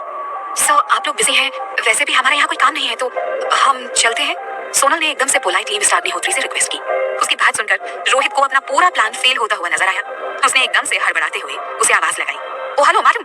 सोनल ने हैरानी से उसकी तरफ देखा। रोहित ने एक कदम उसके सामने अनजान बनते हुए कहा, मेरी एक रिक्वेस्ट है आपसे, आपकी वजह से सर को चोट आई है, उन्होंने आपको इंजर्ड होने से बचाया है, तो क्या ये आपका फर्ज नहीं बनता है कि चेकअप में आप भी उनकी हेल्प करें। सोनल उसकी बात सुनकर एकदम से स्पीचलेस हो गई थी। उसने एक नजर सिद्धार्थ के ऊपर डाली और फिर रोहित की तरफ देखते हुए बोली, मैं क्यों। उसे हैरानी से अपनी तरफ देखते देखकर रोहित ने तुरंत बात को संभाल लिया। मुझे ऑफिस में एक बहुत जरूरी काम है, उसे किसी भी तरह इग्नोर नहीं किया जा सकता, वरना मैं खुद ही रुक जाता। सोनल की समझ में ही नहीं आ रहा था कि उसे क्या जवाब दे, मगर मिस्टर अग्निहोत्री को न जाने रोहित की बात में कौन सा पॉइंट नजर आ रहा था, तो उसने तुरंत उसकी हाँ में हाँ मिलाते हुए कहा, ठीक ही तो कह रहे हैं वो, तुम्हें मिस्टर कपूर के साथ जाना चाहिए। कितनी हेल्प की है उन्होंने तुम्हारी, उसके बदले में तुम उनके लिए इतना सा भी नहीं कर सकती। उन्हें भी तो हॉस्पिटल में किसी की जरूरत पड़ेगी देखभाल के लिए, उनके खाने पीने और दवाइयों का जिम्मा आपका है। सोनल फटी फटी आंखों से सिद्धार्थ को देखे जा रही थी, जिसके चेहरे पर एक तिरछी मुस्कान आ गई थी। हाँ, मुझे भी यही सही लग रहा है, तुझे उनके साथ जरूर जाना चाहिए। आखिर जान बचाई है इन्होंने तेरी। आलिया ने सोनल को एक कोनी मारते हुए अपनी हंसी दबाते हुए कहा। सोनल ने उसे चिढ़कर देखा तो वो चुप हो गई, मगर मन ही मन वो बहुत खुश थी। आखिर आज सिद्धार्थ ने काम ही ऐसा सुपर हीरो वाला किया था, और फिर अगर उसकी बेस्ट फ्रेंड को अपने हस्बैंड के साथ कुछ क्वालिटी टाइम स्पेंड करने का मौका मिल रहा था, तो इससे अच्छा और क्या हो सकता था उसके लिए। सिद्धार्थ और सोनल इस वक्त कैंपस के उसी हॉस्पिटल के कमरे में थे जहां कुछ दिन पहले डायरिया होने पर सोनल और आलिया एडमिट हुई थी। फर्क बस इतना सा था कि आज सोनल की जगह सिद्धार्थ हॉस्पिटल के बेड पर लेटा हुआ था। सिद्धार्थ अपने फोन में ही लगा हुआ था और सोनल चुपचाप एक तरफ खड़ी बोरियत से उसे ही देखे जा रही थी। कुछ देर के बाद सिद्धार्थ के फोन पर एक मैसेज आया। सिद्धार्थ ने बेमन से मैसेज ओपन किया, और किसी ने नहीं, रोहित ने ही उसे मैसेज किया था। सर, मैंने अच्छा काम किया है ना इस बार। रोहित ने जैसे एकदम से अपनी पीठ खुद ही थपथपाते हुए ये मैसेज किया था। उसके मैसेज को देखकर सिद्धार्थ के चेहरे पर भी एक मुस्कान आ गई थी। उसने भी रिप्लाई किया, नॉट बैड। मैसेज सेंड करने के बाद उसने एक नजर सोनल के ऊपर डाली, जो परेशान होकर कोने में सिमटी हुई सी खड़ी थी। फोन में एक और मैसेज का नोटिफिकेशन देखकर सिद्धार्थ ने उसे ओपन किया। तो सर, आप मेरी सैलरी वापस पहले जितनी ही कर रहे हैं ना? Please please please. सिद्धार्थ को याद आया, अभी कुछ दिन पहले ही जब सोनल ने उससे अपने प्रोजेक्ट के लिए कंप्यूटर की डिमांड की थी, तब रोहित ने उसे वीडियो कॉन्फ्रेंस के दौरान देखकर कुछ ज्यादा ही सवाल कर लिए थे, और सिद्धार्थ ने गुस्से में उसकी सैलरी कम करने की धमकी दे दी थी। ओके ओके, मिल जाएगी, चलो अब मुझे परेशान करना बंद करो, सिद्धार्थ ने उसे रिप्लाई किया। जैसे ही रोहित के पास सिद्धार्थ का मैसेज पहुंचा, वो तो एकदम से खुशी से उछल ही गया था। 2 सेकंड के अंदर सिद्धार्थ को उसका रिप्लाई भी आ गया। सिद्धार्थ तो जैसे उसकी टाइपिंग स्पीड देखकर चौंक ही गया था। You are the best sir. वैसे फाइनली आज शेर को अपना शिकार मिल ही गया। Best of luck sir, I am going off now, have fun. Siddharth ने उसका मैसेज पढ़ा और एकदम से जोर से हंसना शुरू कर दिया। उसने एक नजर अपनी क्यूट और इनोसेंट से शिकार यानी सोनल पर डाली। ये आदमी कभी नहीं सुधरेगा। सोनल ने जब सिद्धार्थ को ऐसे हंसते हुए देखा तो वो थोड़ी कंफ्यूज हो गई थी। जब सिद्धार्थ का हंसना बंद हुआ तो उसने थोड़ा हिचकिचाते हुए उसे पुकारा, सिद्धार्थ क्या है? सिद्धार्थ ने फोन में अपना ध्यान लगाए हुए एकदम से रूखी आवाज में पूछा। तुम ठीक हो ना? कहते हुए वो उसके बेड के करीब आ गई। तो तुम क्या चाहती थी? मेरी हड्डी पसलियों से एक बॉल के हिट करने से टूट जाए? सिद्धार्थ ने अपने फोन में कोई गेम चालू कर लिया था और फिलहाल वो वही खेल रहा था। सोनल ने जब उसे फोन में गेम खेलते हुए देखा तो उसे उस पर और ज्यादा गुस्सा आने लगा था, मगर उसने एक स्माइल के साथ कहा, तो फिर तुम घर जाकर आराम क्यों नहीं करते? क्यों? मैं क्यों घर जाऊं? I am feeling comfortable here. Siddharth ने फर्स्ट लेवल को आसानी से क्रैक कर लिया था और अब उसे गेम खेलने में और ज्यादा मजा आ रहा था। सो उसने एक बार भी सोनल की तरफ नहीं देखा। वैसे भी उसे यहाँ रुकने का कोई खास शौक नहीं था, उसे जरा भी चोट नहीं आई थी। वो तो बस इसलिए यहाँ आया था ताकि उसे अकेले में सोनल को तंग करने का मौका मिल सके। वैसे भी सोनल को परेशान करना आजकल उसका फेवरेट और इंटरेस्टिंग गेम बन गया था। सोनल ने चिढ़कर उसकी तरफ देखते हुए कहा, तुम ना दुनिया के पहले इंसान हो जिसे हॉस्पिटल का बेड बहुत कंफर्टेबल लग रहा है। देखो, मुझे परेशान मत करो। अगर तुम्हें आराम ही करना है तो घर चले जाओ, मुझे क्लास के लिए देर हो रही है। Oh really? अब क्लासेस की याद आ गई तुम्हें? पार्ट टाइम जॉब के लिए अप्लाई करते वक्त क्लासेस की याद नहीं आई थी? पता भी है इस जॉब से तुम्हारी स्टडीज पर कितना इफेक्ट पड़ेगा? सिद्धार्थ ने उसे एकदम से टॉन्ट मारते हुए कहा, देखो अब तुम कहीं की बात को कहीं और लेकर जा रहे हो। मैं अपनी जॉब के लिए तब जाती हूँ जब मेरी क्लासेस नहीं होती है, या फिर कॉलेज खत्म होने के बाद मैं वहाँ काम करती हूँ, और इस वक्त मेरी क्लासेस हैं, मगर सिर्फ तुम्हारी वजह से ना मैं उन्हें अटेंड नहीं कर पा रही हूँ। सोनल ने उसके पास आते हुए कहा। सिद्धार्थ अब तक 5वें लेवल पर पहुंच चुका था, सो उसने अब भी अपना पूरा ध्यान फोन में ही लगा रखा था। बिना सोनल की तरफ देखे ही उसने कहा, अच्छा अभी क्लास है तुम्हारी, पर इसमें मैं क्या कर सकता हूँ? मेरी कोई क्लास नहीं है, मैं एकदम फ्री हूँ अभी। सोनल का मन तो हो रहा था कि उसके हाथ से फोन छीनकर जमीन पर पटक दे। ओके, फिर एक काम करो, तुम आराम से यहाँ बैठकर गेम खेलो, तब तक मैं अपनी क्लासेस अटेंड कर लेती हूँ। सोनल ने दरवाजे की तरफ बढ़ते हुए कहा, ओ हेलो, तुम मुझे छोड़कर नहीं जा सकती। अब सिद्धार्थ ने फाइनली सोनल की तरफ देखते हुए कहा। सोनल ने एकदम से हैरानी से उसे देखा। तुमने सुना नहीं मिस्टर अग्निहोत्री ने तुमसे क्या कहा? यहाँ रहकर तुम्हें मेरे खाने पीने और दवाइयों का ध्यान रखना है। तुम चली जाओगी तो मेरी देखभाल कौन करेगा? सिद्धार्थ ने उसकी तरफ एक स्माइल देते हुए कहा, क्या यार, कितनी खराब स्टूडेंट हो तुम। चलो ठीक है, मेरी बात तो तुम वैसे भी कभी नहीं मानती हो, मगर तुम टीचर्स की बात भी नहीं मानती हो, ये मैंने नहीं सोचा था। सोनल ने कसकर अपनी आंखें बंद करते हुए एक गहरी सांस लेकर अपने गुस्से को कंट्रोल करने की कोशिश की कि तभी उसके सामने एक बार फिर से वही सब आ गया जो अभी अभी बाहर हुआ था। एक बार फिर से उसे अपने दिल में वही कड़वाहट घुलती हुई महसूस हुई। ओके, अगर मेरी जगह किंजल यहाँ रुककर तुम्हारी देखभाल करे तो? सोनल ने थोड़ा सीरियस होते हुए सवाल किया। अरे तुम जानती हो किसी को? सिद्धार्थ ने थोड़ी हैरानी के साथ पूछा। उसकी बात सुनकर सोनल एकदम से अपसेट हो गई थी। मतलब किंजल ने कोई साजिश नहीं की थी। सिद्धार्थ वाकई उसे जानता है, और सिर्फ जानता ही नहीं, बहुत करीब से जानता है, तभी तो वो उसे ऐसे क्यूट से निकनेम से बुला रहा है। वापस सोनल की आंखों में आंसू आने लगे थे, मगर उसने खुद को संभालते हुए धीरे से जवाब दिया, कॉलेज हॉस्टल में वो मेरी और आलिया की रूममेट थी। रियली? सिद्धार्थ ने एकदम से सरप्राइज होते हुए कहा, मुझे नहीं पता था किसी जैसी लड़कियां यहाँ कॉलेज हॉस्टल में रह सकती हैं। उसने बस यहाँ अपने कंफर्ट के लिए एक रूम ले रखा था। यहाँ रात को वो नहीं रुकती थी, शायद कभी कभार महीने में एक बार रुक जाया करती थी बस। मुझे लगा ही था, उसके जैसी पापा की परियां बिना सर्वेंट्स के एक पल भी नहीं रह सकती। बिल्कुल राजकुमारी की तरह पली बड़ी है वो कहाँ यहाँ हॉस्टल में रह पाएगी। सिद्धार्थ ने हल्का सा हंसते हुए कहा। सोनल का हाथ अपने दुपट्टे पर एकदम से कस गया था। धड़कते दिल के साथ उसने आखिरकार पूछ लिया सिद्धार्थ से, सिद्धार्थ, वो तुम्हारा और किंजल का आई मीन तुम दोनों बहुत क्लोज हो ना? क्या? सिद्धार्थ का पूरा ध्यान गेम पर लगा हुआ था, सो उसे समझ ही नहीं आया सोनल क्या कहना चाह रही है। आई मीन अभी मैंने बाहर तुम दोनों को देखा था, तुमने जैसे उसे हग किया हुआ था, उससे तो यही लग रहा था कि तुम दोनों के बीच कुछ चल रहा है। सोनल ने थोड़ा हिचकिचाते हुए कहा। शिट! सिद्धार्थ ने इरिटेट होकर फोन बेड पर फेंक दिया। ये 5वीं बार वो 10th लेवल पार नहीं कर पाया था। फोन साइड करने के बाद फाइनली उसे रियलाइज हुआ कि सोनल क्या कहने की कोशिश कर रही है। उसके फेस पर एकदम से शैतानी स्माइल आ गई थी। तुरंत उठकर अपना गला साफ करते हुए वो सोनल के एकदम करीब आकर खड़ा हो गया। वैसे तुम्हारे चेहरे को देखकर तो लगता है कि तुम्हें किसी सी जलन हो रही है। सिद्धार्थ ने स्माइल करते हुए उसकी आंखों में देखा, और सोनल ने तुरंत घबराते हुए अपनी नजरें फेर ली। उसका पूरा चेहरा लाल हो गया था। मैं क्यों जलने लगी तुम्हारी किसी से? हाँ, बड़ी मुश्किल से उसने जवाब दिया। Really? सिद्धार्थ ने उसका मजाक उड़ाते हुए कहा, तुम्हारी आवाज सुनकर तो ऐसा लग रहा था जैसे तुम बस रोने ही वाली हो, और अभी देखो जब मैंने सच्चाई पकड़ ली तो तुम्हारा गाल कैसे टमाटर की तरह लाल हो गया है। हाँ, सोनल ने अपनी एम्बैरेसमेंट छुपाने के लिए एक सार्कास्टिक सी स्माइल देते हुए कहा, कितनी कमाल की इमेजिनेशन है ना तुम्हारी। तुम्हें मैं कहां से अपसेट लग रही हूँ मिस्टर सिद्धार्थ रॉय कपूर? और मैंने तो नहीं देखा कि मैं ब्लश कर रही हूँ। इस कमरे में कोई मिरर नहीं है, और तुम बस इसी बात का फायदा उठाकर कुछ भी बोले जा रहे हो। एंड बाय द वे, अगर ऐसा कुछ हुआ भी होगा ना, तो वो इस वजह से कि तुम अचानक से आकर मुझसे एकदम से चिपक गए हो। ओके, फालतू में डरा दिया मुझे। सिद्धार्थ ने नाम में अपना सिर हिलाते हुए एक स्माइल के साथ सोनल की तरफ देखा, जो अब भी उससे नजरें चुरा रही थी। उसने उसके चेहरे के और करीब आते हुए कहा, तुम ये कहना चाहती हो कि मेरे इस हैंडसम से फेस को करीब से देखकर तुम डर गई? मान क्यों नहीं लेती कि मुझे अपने इतने पास देखकर तुम इतनी खुश हो गई थी कि खुद को संभाल ही नहीं पा रही थी?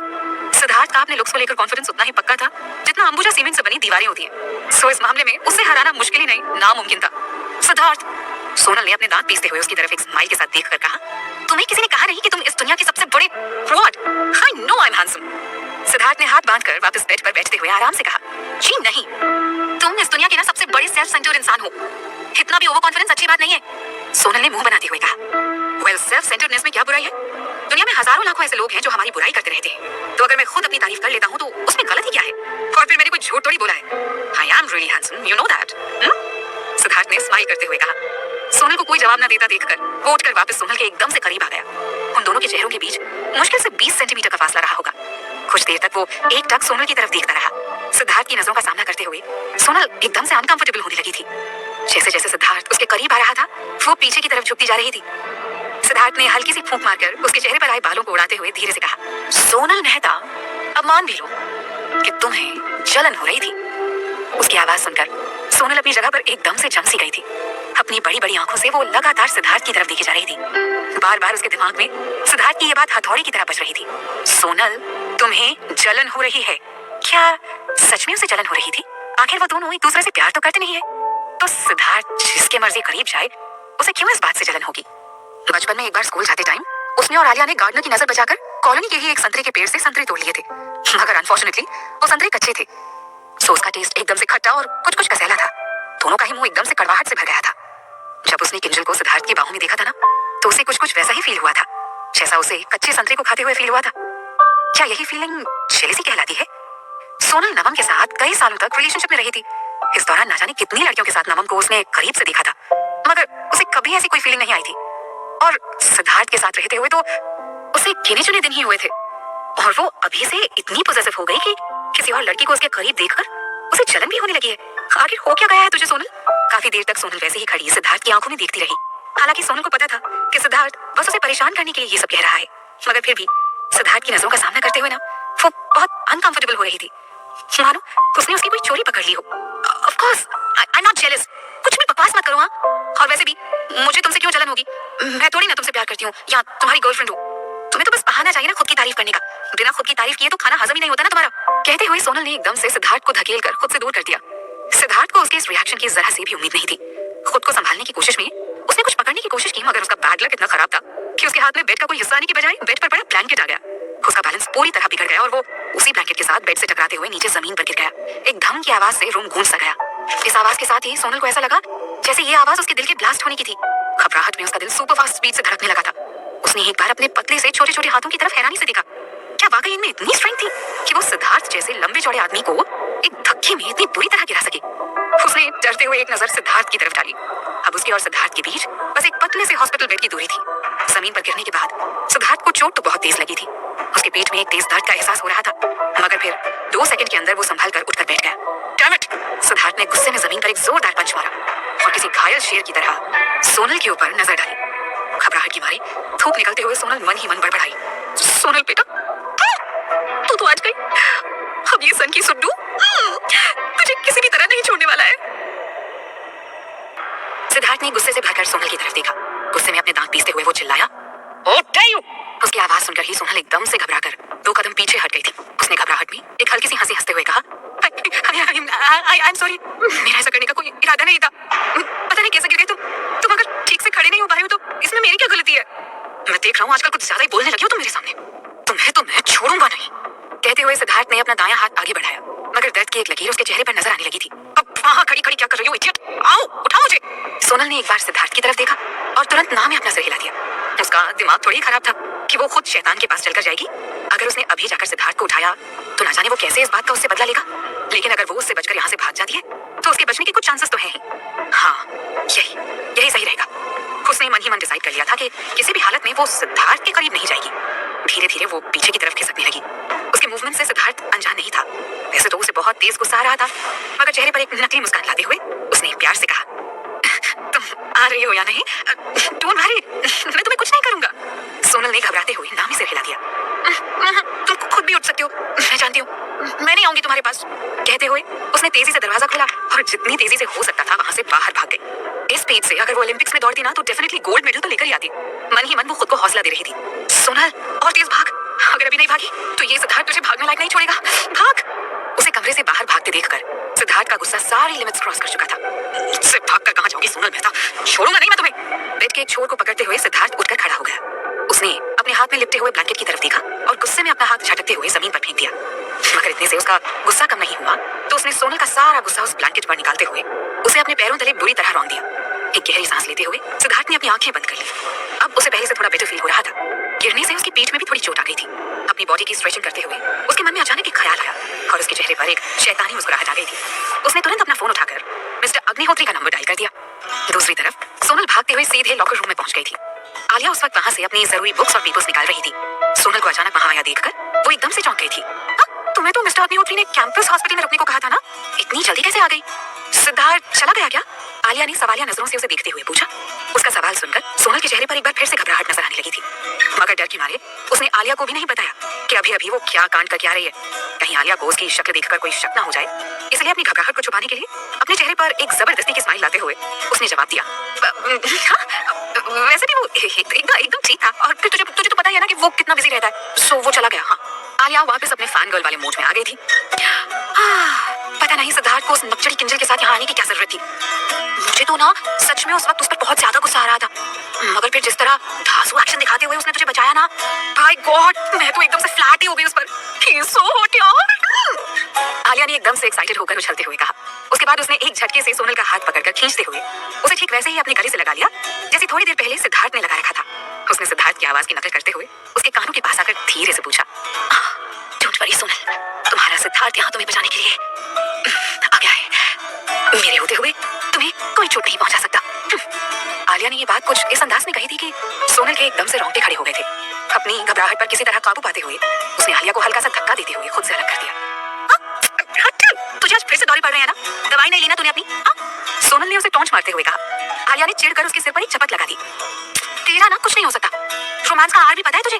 तेरी जगह अगर मैं होती ना तो अब तक तो मैं उड़ते हुए साथ में आसमान पर पहुंच गई होती। फिर उसने जैसे किसी दादी माँ की तरह सोनल को समझाते हुए कहा, सोनल सुन, तुझे ना जैसे भी हो सके ज्यादा से ज्यादा वक्त सिद्धार्थ के साथ बिताना चाहिए। आखिर हस्बैंड है वो तेरा। मुझे पूरा यकीन है तेरे जैसी ब्यूटी विद ब्रेन वाली बीवी के साथ रहकर ना वो उस किंजल जैसी चुड़ैलों को बहुत ही जल्दी भूल जाएगा। अच्छा वो सब बाद में देखेंगे, अभी क्लास के लिए लेट हो रहा है, चल। सोनल ने उसे पकड़कर खींचते हुए कहा। दोनों दौड़ते हुए क्लास में पहुंची ही थी कि किंजल ने उनका रास्ता रोक लिया। उसने अपने कपड़े चेंज कर लिए थे मगर एटीट्यूड अभी भी सेम था। उसकी आंखों में जलन और गुस्सा दोनों ही साफ साफ नजर आ रहे थे। खुश तो बहुत होगी ना आज तुम सोनल मेहता, मजा आ रहा होगा ना तुम्हें? आज सारे स्टूडेंट्स को ड्राइंग की स्पेशल क्लास के लिए एक छोटे से क्लासरूम में शिफ्ट किया गया था। इस वजह से पूरी क्लास पूरी तरह से फुल हो गई थी। क्लास में इस वक्त तकरीबन 30 स्टूडेंट्स थे मगर छोटी जगह होने के कारण सबको साफ साफ किंजल की बात सुनाई दे रही थी। वैसे भी बाहर कैंपस में जो कुछ भी हुआ था उसके बाद सारे स्टूडेंट्स के बीच इस वक्त का सबसे हॉट टॉपिक किंजल, सोनल और सिद्धार्थ ही थे। सो इमीडिएटली सबका ध्यान उन दोनों की बातों पर चला गया था। सोनल की आंखों के सामने एक बार फिर से वो नजारा घूम गया था जब बड़ी ही बेशर्मी से किंजल सबके सामने सिद्धार्थ के गले से लगी हुई थी। उसके अंदर गुस्से की एक लहर सी उठी मगर उसने किंजल को एक बड़ी सी स्माइल देते हुए कहा, मुझे मजा तो बहुत आया। वैसे भी आज बाहर मौसम कितना अच्छा है ना। फिर धीरे से किंजल की तरफ झुककर उसने कहा, पर तुम्हें देखकर लगता है कि तुम्हें बिल्कुल भी मजा नहीं आया। सोनल की बात सुनकर किंजल का गुस्सा और भड़क गया था। तुम्हें क्या लगता है ये सब करके तुम मेरे सिद्धार्थ को मुझसे छीन सकती हो? तुम्हें किंजल की बात पूरी होने से पहले ही ड्राइंग टीचर ने क्लास में कदम रख दिया था। उनके पीछे पीछे एक लंबा चौड़ा सा आदमी भी चला आ रहा था। टीचर ने एक नजर रुककर पूरी क्लास में स्पेशली सोनल और किंजल पर नजर डाली और फिर बिफरते हुए कहा, आप लोगों को बेल की आवाज भी सुनाई नहीं देती क्या? अब तक अपनी सीट पर क्यों नहीं है आप सब? डांट सुनकर पूरे क्लासरूम में सन्नाटा पसर गया था और जिसे जहां जगह मिली वो वहीं दुबक कर बैठ गया। किंजल ने भी एकदम से जहरीली नजरों से सोनल को देखते हुए अपनी पास वाली सीट पर ही अपनी बॉडी का बोझ डाल दिया था। ड्राइंग टीचर अब तक एकदम नॉर्मल हो गई थी। उन्होंने अपने साथ लाए स्टाफ्स को डेस्क पर रखते हुए पूरी क्लास की तरफ देखते हुए कहा, सो स्टूडेंट्स, आज हम लोग लाइव ड्राइंग करने जा रहे हैं। एक सेकंड के लिए वो रुकी और फिर अपनी बातों पर ज्यादा जोर देते हुए बोली, ऑफ कोर्स हमने लाइव ड्राइंग पहले भी कई क्लासेस में की है मगर ये क्लास जरा डिफरेंट है। इस बार आपके सामने जो मॉडल होगा वो न्यूड होगा। टीचर की बात खत्म होते ही पूरी क्लास में फुसफुसाहट शुरू हो गई थी। क्लासरूम से आवाजें आती देखकर टीचर ने तेज आवाज में कहा, साइलेंस प्लीज। तुरंत पूरी क्लास में सन्नाटा छा गया। अगर आप में से कोई इस क्लास को लेकर अनकंफर्टेबल फील कर रहा है तो वो क्लास से जाने के लिए पूरी तरह स्वतंत्र है। मगर क्लास छोड़कर जाने से पहले मैं आपको क्लियर कर दूं कि आज की ड्राइंग क्लास में आपको जो भी पॉइंट्स मिलेंगे उन सबको आपके फाइनल रिजल्ट में ऐड ऑन किया जाएगा। टीचर की आखिरी लाइन सुनने के बाद एक भी स्टूडेंट अपनी जगह से नहीं हिला। डिजाइन डिपार्टमेंट में ज्यादातर स्टूडेंट्स लड़कियां थीं। टीचर की बात सुनकर उनमें से कुछ तो इस स्पेशल क्लास को लेकर एकदम से एक्साइटेड हो गई थी मगर जो स्वभाव से थोड़ी शर्मीली थी वो अभी भी इसको लेकर हिचकिचा रही थी। उनकी तरफ से कुछ धीमी सी आवाज भी आई, यार डिजाइन की क्लास के लिए हमें न्यूड मॉडल का स्केच बनाने की क्या जरूरत है? उनकी आवाज सुनकर अब टीचर थोड़ी सी इरिटेट हो गई थी। उन्होंने थोड़ी सख्ती के साथ कहा, आप लोग क्यों भूल रहे हैं कि आप लोग आगे चलकर फैशन डिजाइनर बनने वाले हैं? अगर आपने अच्छा काम किया और आपकी लक ने साथ दिया तो आपके कपड़ों को रनवे पर भी जगह मिलेगी। तब आप जिन मॉडल्स के लिए कपड़े तैयार करेंगे वो मेजरमेंट के लिए आपके सामने न्यूड ही खड़े होंगे। मैं किसी के ऊपर कोई प्रेशर नहीं डालना चाहती, इसलिए फिर से कह रही हूँ जिससे इस क्लास से प्रॉब्लम है वो बाहर जा सकता है। लेकिन एज अ टीचर मैं आप सबको क्लियर कर दूं कि अच्छा फैशन डिजाइनर बनने के लिए आप सबको पहले ह्यूमन बॉडी और उसकी क्वालिटीज को समझना जरूरी है। जब तक आप किसी की बॉडी को समझेंगे नहीं आप ये कैसे जान पाएंगे कि उसके ऊपर किस तरह के कपड़े सूटेबल होंगे? एक अच्छा और सक्सेसफुल फैशन डिजाइनर बनने के लिए सबसे पहले आपको अंदर की इस शर्म और हिचक को बाहर निकालकर खुद को बोल्ड बनाना जरूरी है। अब क्लास के सारे स्टूडेंट्स टीचर की इस बात से पूरी तरह सहमत नजर आ रहे थे और फाइनली आगे किसी ने कोई सवाल नहीं उठाया। आलिया आज एकदम से सुन पड़ गई थी। बड़े हॉल में जब भी क्लास होती थी तो वो मेरे साथ टीचर की नजरें बचाकर कुछ ना कुछ बातें कर लिया करती थी मगर आज इतने छोटे से रूम में टीचर की आंखों के सामने वो ना कुछ बोल पा रही थी और ना ही खुद को बोलने से रोक पा रही थी। आखिर में उसने अपने ड्राइंग पेपर पर कुछ लिखा और चुपके से मेरी तरफ बढ़ा दिया। सोनल, मुझे ना मेरे फ्यूचर हस्बैंड के लिए बहुत बुरा लग रहा है। उस बेचारे के साथ नाइंसाफी कर रही हूँ ना मैं। उसका नोट पढ़कर सोनल को हंसी आ रही थी। उसने चुपके से उस पर वापस कुछ लिखा और पेपर आलिया की तरफ सरका दिया। इसमें तेरे फ्यूचर हस्बैंड के साथ क्या नाइंसाफी हो जाएगी? तुझे तो पता है ना मैं एकदम पवित्र नारी हूँ जो आज एकदम से बेचारी बन गई है। आज तक किसी लड़की के ऊपर मैंने बुरी नजर नहीं डाली मगर आज ये मैडम मुझे मजबूर कर रही है कि शादी से पहले ही मैं किसी पराई मर्द को न्यूड हालत में देख लूं। सोनल ने एक बार फिर पलटकर आलिया की रोनी सूरत को देखा। अब उसे बहुत तेज हंसी आ रही थी मगर किसी तरह उसने खुद को संभाल रखा था। सोनल ने लिखा, मुझे भी ये सब नहीं देखना मगर तूने सुना ना इसके मार्क्स फाइनल्स में काउंट किए जाएंगे। We have to do this यार। आलिया ने लिखा, तुझे क्या फर्क पड़ता है यार, तेरी तो शादी हो चुकी है। एटलीस्ट तूने जिसे सबसे पहले नंगी पुंगी हालत में देखा था वो तो तेरा हस्बैंड था ना। मगर मुझे तो किसी अजनबी को ऐसे देखना पड़ेगा। मेरे दिल पर क्या बीत रही है ये तू नहीं समझ सकती। उसकी बात पढ़कर सोनल एकदम से शॉक्ड हो गई थी। उस रात की बात याद करके उसकी धड़कनें तेज हो गई थी। वो आलिया को बताना चाहती थी कि उस दिन नशे से उठने के बाद उसके सिर में इतना तेज दर्द हो रहा था कि उसे सिद्धार्थ की तरफ देखने का भी मौका नहीं मिला था और फिर जो हुआ था वो उसके लिए किसी भयानक सदमे की तरह था। सो इन शॉर्ट उसने अभी तक सिद्धार्थ को न्यूड नहीं देखा था। सोनल ने लिखा, तो तू क्या करने वाली है? कहीं तो क्लास छोड़कर जाने की तो नहीं सोच रही?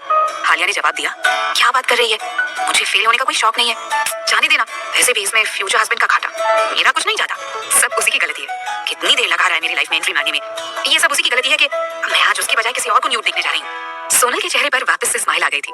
सो फाइनली अब क्लास की शुरुआत हो चुकी थी। टीचर के साथ आए मेल मॉडल ने एक एक करके अपने सारे कपड़े उतार दिए और पूरी क्लास के ठीक सामने एक छोटे से स्टूल के ऊपर बैठ गया। टीचर ने स्पेशली उससे रिक्वेस्ट की थी कि वो क्लासिक डेविड वाले पोज में ही वहां बैठे। क्लास में मौजूद लड़के शुरुआत में सबसे ज्यादा अनकंफर्टेबल हो रहे थे।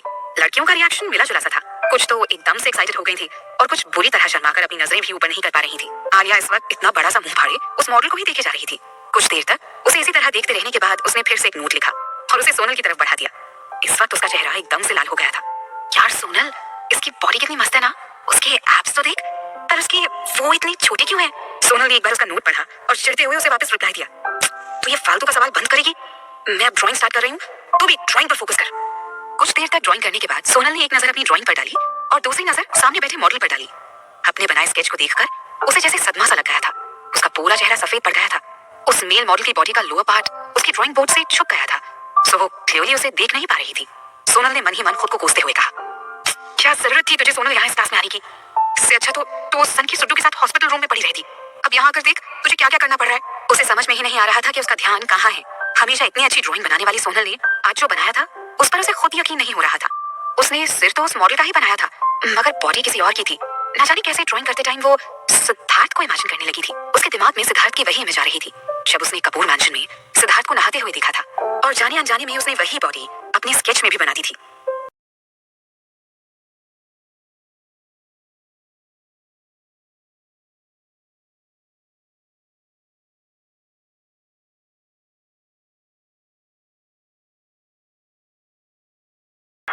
आज रोज के मुकाबले कुछ ज्यादा ही गर्मी थी। मिस्टर अग्निहोत्री अपने ऑफिस में बैठे हुए एसी की ठंडी हवा में आराम फरमा रहे थे, मगर उनका ये आराम उस वक्त हराम हो गया जब उनके नंबर पर सिद्धार्थ का कॉल आने लगा। फिलहाल वो लिटरली भगवान को तो नाराज कर सकते थे, मगर सिद्धार्थ को नहीं। और फिर अगले 5 मिनट के अंदर वो एसी को छोड़कर वहां धूप में सिद्धार्थ के साथ घूम रहे थे। वजह, सिद्धार्थ को इसी वक्त कैंपस के इंस्पेक्शन का मूड हो आया था। मिस्टर अग्निहोत्री गर्मी से जल रहे थे, मगर अपनी मंजिल को पाने के लिए हर इंसान को तकलीफों से होकर तो गुजरना ही पड़ता है। बस यही सोचकर वो हर तकलीफ को हंसते हंसते सह रहे थे। अमीर और सक्सेसफुल लोगों के ऊपर शायद किसी चीज का कोई असर नहीं होता। चाहे कितनी भी आंधी तूफान आए, बिजली कड़के, बारिश हो या धूप हो, वो हर समय ऐसे ही डटे रहते होंगे। आखिर सक्सेस इतनी आसानी से थोड़ी ना किसी को मिल जाती है। मगर मिस्टर अग्निहोत्री की बॉडी अब ये सब झेलने के लायक नहीं रह गई थी। उनकी उम्र अब 60 प्लस हो चुकी थी। खाने पीने के वो बड़े शौकीन थे, जिसकी गवाही उनकी बॉडी पर जमा फैट दे रहा था। गर्मी से उनकी हालत खराब हो रही थी, मगर सिद्धार्थ कहीं वापस उनसे नाराज ना हो जाए, इस डर से वो उसे कुछ भी नहीं कह पा रहे थे। काफी देर इधर उधर घूमने के बाद वो दोनों लाइब्रेरी के करीब आ पहुंचे थे। वेरी गुड, सिद्धार्थ ने लाइब्रेरी पर एक नजर डालते हुए कहा। आखिरकार मिस्टर अग्निहोत्री ने हिम्मत करके पूछ ही लिया, मिस्टर कपूर, आज गर्मी बहुत ज्यादा है, आप इतनी देर से धूप में चलते हुए काफी थक गए होंगे। अगर आप ठीक समझें तो मेरे ऑफिस में चलकर थोड़ा रेस्ट कर लीजिए। सिद्धार्थ भले ही कुछ जाहिर नहीं कर रहा था, मगर सच्चाई यही थी कि तेज धूप की वजह से अब उसका भी सिर दर्द हो रहा था। उसके कपड़े पूरी तरह पसीने से भीग चुके थे। श्योर, जैसा आप ठीक समझे, उसने मुस्कुराते हुए मिस्टर अग्निहोत्री को जवाब दिया। फाइनली मिस्टर अग्निहोत्री ने राहत की सांस ली और अपने कदम ऑफिस की तरफ बढ़ा दिए। अभी उनको चलते हुए 1 मिनट भी नहीं बीता था कि सिद्धार्थ चलते हुए एकदम से रुक गया। मिस्टर अग्निहोत्री, मैंने सुना है कि फैशन डिजाइनिंग के मामले में आपका कॉलेज बेस्ट है। यहाँ से एक से बढ़कर एक बेहतरीन फैशन डिजाइनर्स निकलकर सामने आए हैं। आपको जानकर खुशी होगी कि कपूर इंडस्ट्रीज बहुत जल्दी फैशन डिजाइनिंग के फील्ड में भी अपने कदम रखने जा रही है। तो मैं सोच रहा था कि क्यों ना वहां जाकर खुद अपनी आंखों से एक बार उनका टैलेंट देख कर आऊं। फ्यूचर में हमारी कंपनी उनके साथ काम करके बहुत खुश होगी।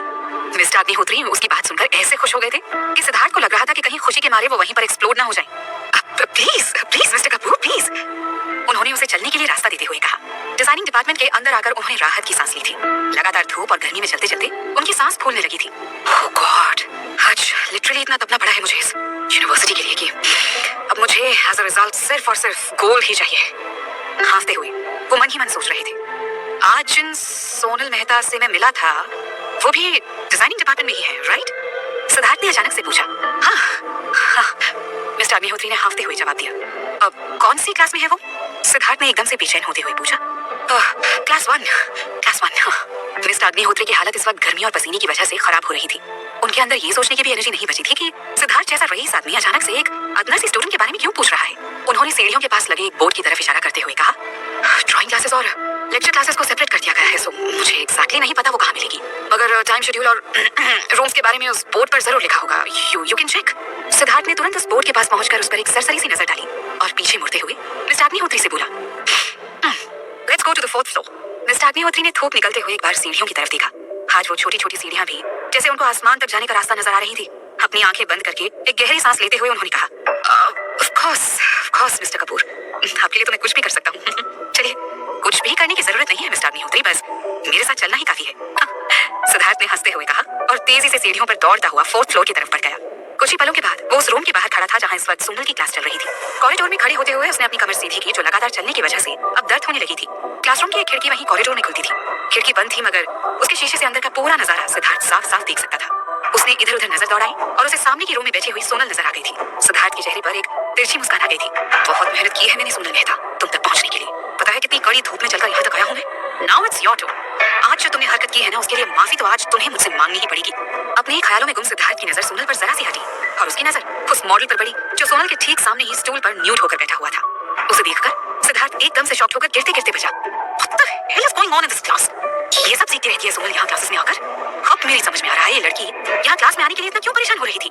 क्योंकि यहाँ आकर उसे इस कार्टून को जो देखना था यही सब करना था इसे तो मुझसे कह दिया होगा, मगर नहीं, अपने इस हैंडसम और हॉट हस्बैंड के बजाय इसे इस नमूने में ज्यादा इंटरेस्ट है। गुस्से के मारे इस वक्त सिद्धार्थ का खून एकदम से जैसे उबाल मार रहा था। उसका दिल तो कर रहा था अंदर जाकर उस मॉडल का मुंह तोड़ के रख दे। यहाँ जो कुछ भी हो रहा था वो सिद्धार्थ की बर्दाश्त से बाहर था। उसे जल्दी ही कुछ करना पड़ेगा सोनल को यहाँ से हटाने के लिए। अभी वो वहीं क्लासरूम के बाहर खड़ा ये सब सोचते हुए कसमसा ही रहा था कि हाँफते हुए मिस्टर अग्निहोत्री भी वहां पहुंचे। वो बुरी तरह थककर चूर हो चुके थे और एकदम से हाँफ रहे थे। मगर सिद्धार्थ को वहां खड़े देखकर बिना एक भी पल आराम किए वो सीधे ड्राइंग रूम की तरफ आ गए। गर्मी ज्यादा होने की वजह से क्लासरूम में एसी ऑन था। इस वजह से क्लासरूम का डोर और विंडो सब बंद थे। मिस्टर अग्निहोत्री को वहां आया देखकर सिद्धार्थ ने एक पल भी ना गंवाए डोर नॉब को ट्विस्ट करते हुए डोर ओपन कर दिया और अगले ही पल बिना कोई फॉर्मेलिटी किए वो सीधा क्लासरूम के अंदर दाखिल हो चुका था। ड्राइंग टीचर आराम से क्लास के दूसरे छोर पर बैठी अपने नाखूनों पर नेल पॉलिश लगा रही थी। डोर ओपन होने की आवाज सुनकर उसने चौंकते हुए उस तरफ अपनी नजरें घुमाई, मगर बिना सोचे समझे कि वहां कौन खड़ा है वो अपनी आदत के मुताबिक जोर से चिल्लाई, ये कोई टाइम है क्लास में आने का? Just get out from here. मगर इसके साथ ही उन्हें अंदाजा हो गया कि दरवाजे पर कौन खड़ा है। सिद्धार्थ रॉय कपूर। वो एकदम से हड़बड़ाकर अपनी जगह पर खड़ी हो गई। आखिर सिद्धार्थ अकेला नहीं था, उसके ठीक पीछे मिस्टर अग्निहोत्री भी चले आ रहे थे। ड्राइंग टीचर के चिल्लाने से सिद्धार्थ का चेहरा एकदम से सख्त हो गया था। उसने अपनी आंखें सिकुड़ते हुए गुस्से से भरकर एक नजर उसके ऊपर डाली और फिर अगले ही पल उसकी नजर फिसलकर सोनल पर जाकर अटक गई, मानो आंखों ही आंखों में वो उसे धमकी दे रहा हो। सोनल उसे वहां अचानक क्लास में देखकर एकदम से शॉक्ड हो गई थी। हॉस्पिटल के कमरे में जो कुछ भी हुआ था उसके बाद उसके दिमाग में बस सिद्धार्थ की लास्ट लाइन ही गूंज रही थी, Sonal Mehta, I will kill you. उसे जरा भी उम्मीद नहीं थी कि सिद्धार्थ उसके पीछे यहाँ उसकी क्लास तक चला आएगा। घबराहट के मारे अब उसका गला सूखने लगा था। ना जाने अब ये सनकी सुट्टू सबके सामने उसके साथ कैसे बदला लेगा। सोच सोच कर ही उसकी जान निकली जा रही थी। सिद्धार्थ, हाय! किंजल ने एकदम से खुशी से भरकर अपनी जगह से खड़े होकर हाथ हिलाते हुए कहा। उसे भी उम्मीद नहीं थी कि सिद्धार्थ यहाँ उसकी क्लास में आने वाला होगा। सिद्धार्थ ने बस उसकी तरफ देखकर अपना सिर हिला दिया और उसे बैठने का इशारा कर दिया। अब मिस्टर अग्निहोत्री, आप दोनों अचानक यहाँ कैसे? ड्राइंग टीचर मिस रीना ने हैरानी जताते हुए पूछा। मिस रीना 33 साल की एक खूबसूरत, अनमैरिड और हाईली एजुकेटेड वुमन थी। अनमैरिड इसलिए थी क्योंकि जितनी उनकी क्वालिफिकेशन और सैलरी थी उसके हिसाब से कोई सूटेबल बंदा अभी तक मिल ही नहीं रहा था। जो मिला भी उसकी शक्ल उनको पसंद नहीं आई।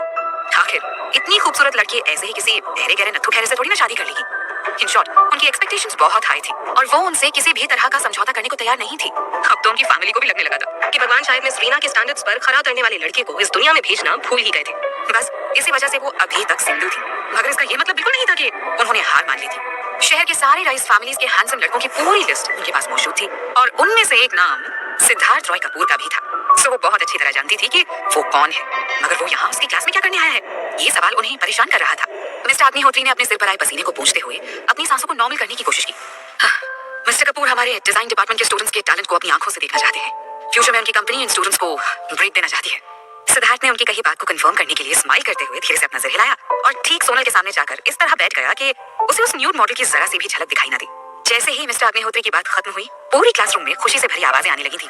सारे स्टूडेंट्स एकदम से सरप्राइज हो गए थे। कपूर इंडस्ट्रीज जैसी बड़ी कंपनी के साथ शुरुआत करने का मतलब ही था कि उनकी लाइफ एकदम सेट है और सैलरी वो तो खैर लाखों में ही होनी थी। हेलो एवरीवन, आई होप मैंने आप लोगों को डिस्टर्ब नहीं किया है। सिद्धार्थ ने सारे स्टूडेंट्स को फेस करते हुए एक स्माइल के साथ कहा।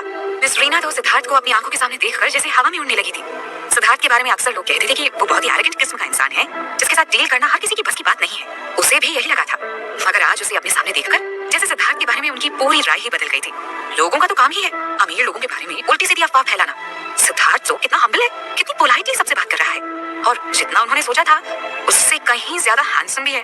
उन्होंने एकदम से एक्साइटेड होकर सिद्धार्थ के पास आते हुए कहा, नो नो नो, इसमें डिस्टर्ब करने वाली क्या बात है? आप प्लीज बताइए आपको कैसे लोगों की जरूरत है? मे बी मैं आपकी कुछ हेल्प कर पाऊं? सिद्धार्थ ने मुस्कुराते हुए पूरी क्लास पर एक नजर मारी। उसकी नजरें घूमते हुए जाकर सोनल के ऊपर स्थिर हो गई। सोनल के चेहरे पर एकदम से 12 बज गए थे। सिद्धार्थ ने एक तिरछी मुस्कान के साथ उसे देखते हुए कहा, मेरे लिए लुक्स बहुत मायने रखते हैं। आप कोई ऐसा स्टूडेंट सजेस्ट कीजिए जिसके लुक्स सबसे अच्छे हों, वही मेरे लिए सबसे सूटेबल कैंडिडेट होगा। उसकी बात सुनकर मिस रीना थोड़ी कंफ्यूज हो गई थी। आखिर सिद्धार्थ करना क्या चाहता है? सिद्धार्थ की बात सुनकर क्लास में एकदम से हलचल मच गई थी। सोनल को छोड़कर सारे स्टूडेंट्स, खासकर लड़कियों ने तुरंत अपने बाल और कपड़ों को ठीक करना शुरू कर दिया था ताकि उनके लुक्स सबसे बेहतर दिखें और सिद्धार्थ उन्हीं को अपनी कंपनी में काम करने के लिए चूज कर ले। फिर तो मैं इस काम के लिए परफेक्ट हूँ, है ना सिद्धार्थ? किंजल ने पूरे कॉन्फिडेंस के साथ उठकर ये बात कही थी। उसने अपनी बनाई हुई स्केच उठाई और सीधा चलते हुए सिद्धार्थ के बगल में जाकर खड़ी हो गई। ये देखो, ये स्केच मैंने अभी अभी बनाया है, कहते हुए उसने अपनी ड्राइंग शीट उसकी तरफ बढ़ा दी। सिद्धार्थ ने एक नजर उस स्केच पर डाली और अपना सिर हिलाते हुए बोला, नॉट बैड। सिद्धार्थ के मुंह से अपनी तारीफ सुनकर किंजल एकदम से खुश हो गई। मगर मुझे लगता है मैं अभी इतना बड़ा बिजनेसमैन भी नहीं बना हूं कि खुराना अंकल की बेटी को अपनी कंपनी में जॉब दे सकूं। सिद्धार्थ ने एकदम पोलाइटली स्माइल करते हुए ये बात कही थी। बड़ी चालाकी से बिना किंजल के इंसल्ट किए उसने पहले ही उसकी उम्मीदवारी को सिरे से खारिज कर दिया था। इट्स ओके, मुझे नहीं लगता पापा को इस बात से कोई प्रॉब्लम होगी। किंजल अभी भी हार मानने के लिए तैयार नहीं थी। किजी, तुम्हें नहीं लगता तुम्हें मेरी कंपनी के बजाय अपने पापा की कंपनी में अपना बेस्ट देना चाहिए? You are so talented KG, और तुम्हारी अपनी कंपनी को तुम्हारे टैलेंट की जरूरत है। इसके बाद सिद्धार्थ ने उसे कुछ और कहने का मौका ही नहीं दिया और उसके हाथ से वो स्केच खींचते हुए उसे अपने बगल में बैठे मॉडल की तरफ फेंक दिया। यहाँ एसी बहुत स्ट्रांग है, खुद को कवर कर लो वरना ठंड लग जाएगी तुम्हें। मॉडल पहले ही अचानक 2 लोगों के इस तरह क्लासरूम में चले आने से अनकंफर्टेबल हो गया था। अब सिद्धार्थ की बात सुनकर उसकी हालत और खराब हो गई थी। उसने उसी स्केच से तुरंत अपने प्राइवेट पार्ट्स को कवर कर लिया। सिद्धार्थ ने कुछ पलों के लिए अपनी आंखें कसकर बंद कर ली और मन ही मन सोनल को कोसने लगा। आज उसकी वजह से उसे ये सब देखना पड़ रहा है, मगर उसे कैसे भी करके सोनल को यहाँ से हटाना था। ऐसे कैसे अपनी बीवी को किसी दूसरे आदमी को देखने देता वो, ऊपर से न्यूड मॉडल, इम्पॉसिबल। मेरा स्केच। किंजल की हालत ऐसी हो गई थी जैसे वो अब रो देगी।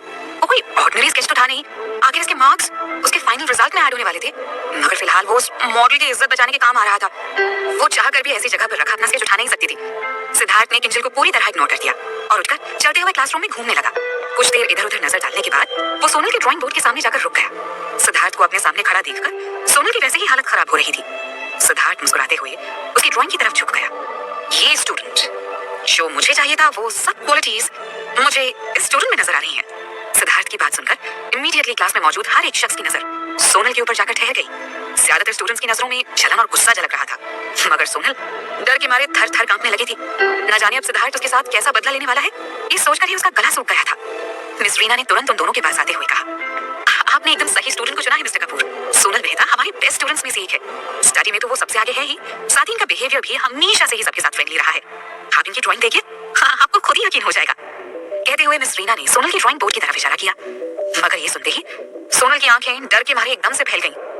नहीं, उसने तुरंत झुककर अपने ड्राइंग बोर्ड को अपनी बॉडी से कवर कर लिया। उसकी इस हरकत से सिद्धार्थ की आंखें गुस्से से सिकुड़ गई थी। जरूर इस लड़की ने उस न्यूड मॉडल के स्केच के साथ कुछ ऐसी क्रिएटिविटी दिखाई है जिसे अब वो सबके साथ शेयर नहीं करना चाहती है। सोनल नहीं चाहती थी कि सिद्धार्थ उसकी बनाई हुई स्केच देखे, मगर क्या सिद्धार्थ को रोकना इतना आसान था? सिद्धार्थ ने अपनी एक उंगली सोनल के सिर पर रखी और धीरे धीरे उस पर प्रेशर डालता चला गया। उसके प्रेशर के आगे मजबूर होकर सोनल धीरे धीरे पीछे हटते हुए वापस अपनी सिटिंग पोजीशन में आ गई थी। इसके साथ ही सोनल की बनाई ड्राइंग का एक एक पार्ट सबके सामने खुलकर सामने आ गया था। सोनल ने उस मॉडल के फेस और उसके एक्सप्रेशन से लेकर उसके एक एक बालों तक को बेहद करीने से कागज पर उतार रखा था। मगर इसके आगे जो कमाल सोनल ने दिखाया था ना, उसे देखकर मिस रीना की भी भवें तन गई थी। अगर कोई और मौका होता तो वो शायद सोनल को अभी तक क्लास से बाहर निकाल चुकी होती। दरअसल सोनल ने मॉडल के नीचे के बॉडी पार्ट्स को ड्रॉ ही नहीं किया था और उसकी अपर बॉडी भी इस मॉडल की बॉडी से एकदम डिफरेंट ही थी। इस मॉडल की फिजिक एकदम स्ट्रॉन्ग और मस्कुलर थी, मगर सोनल ने जो बॉडी यहाँ ड्रॉ की थी वो दिखने में एथलेटिक जरूर लग रही थी, मगर उस मॉडल के मुकाबले काफी दुबली पतली थी। एम्बैरेसमेंट से सोनल का पूरा चेहरा लाल हो गया था। उसका मन तो हो रहा था कि अभी के अभी ये धरती फटे और वो उसके अंदर समा जाए ताकि उसे किसी की नजरों का सामना न करना पड़े। मगर सबसे ज्यादा परेशान इस वक्त मिस रीना लग रही थी। ये क्या बनाया है तुमने? उन्होंने थोड़ी सख्ती से सोनल को देखते हुए पूछा। अब तक मिस्टर अग्निहोत्री भी नॉर्मल हो चुके थे। सबको ऐसे हैरानी से सोनल की ड्राइंग देखते देखकर वो भी उनके करीब आ गए। अब क्या हुआ, एनी प्रॉब्लम? कहते हुए उन्होंने भी एक सरसरी सी नजर स्केच पर डाली। उनको ना तो आज की कोई नॉलेज थी और ना ही उनका इसमें जरा सा भी इंटरेस्ट था, सो उन्हें उस स्केच में कोई खराबी नजर नहीं आई। क्या प्रॉब्लम है स्केच में?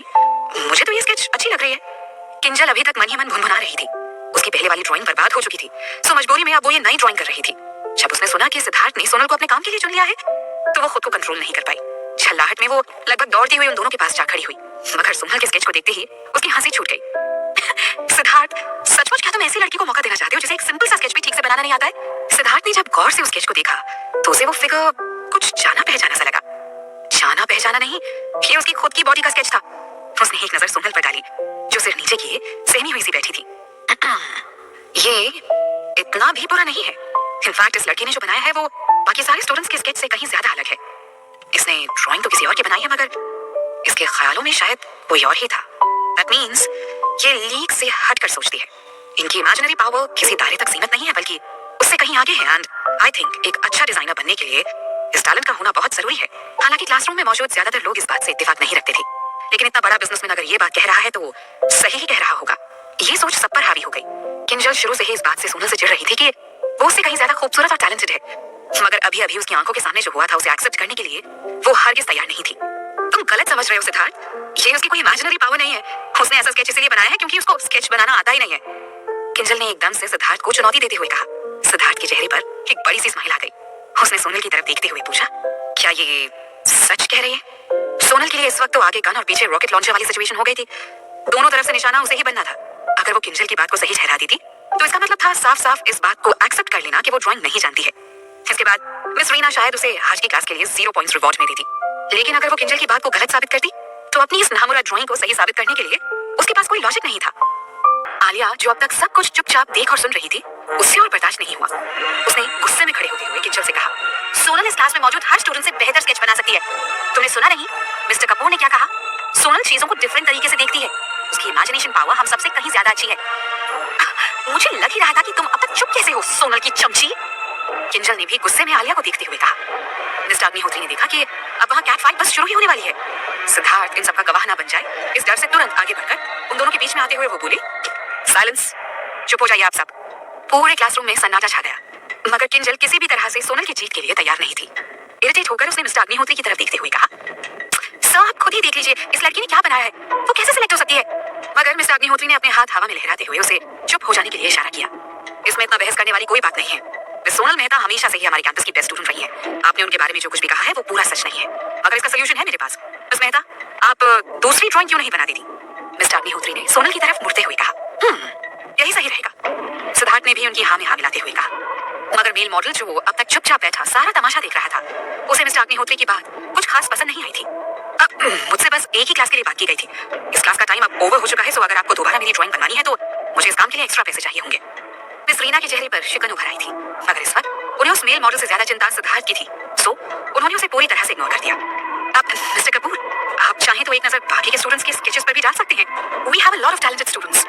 मगर सिद्धार्थ ने अपना हाथ ऊपर कर अपनी उंगली हिलाते हुए उनके इस सजेशन को बुरी तरह निग्लेक्ट कर दिया। अगर आपका मॉडल इस काम के लिए राजी नहीं है तो उसकी जगह मैं यहाँ बैठने के लिए तैयार हूँ। आप मेरा स्केच बना सकती है। रूम में मौजूद लड़कियों के मुंह से एक सिसकारी निकल गई। सबके सब मुंह फाड़े हैरानी से सिद्धार्थ को देख रहे थे। कहीं वो सब कोई सपना तो नहीं देख रहे थे? खुद सिद्धार्थ रॉय कपूर उनसे इंसिस्ट कर रहा था कि वो आज उनके लिए एज अ मॉडल खुद को यहाँ प्रेजेंट करेंगे, वो भी न्यूड मॉडल।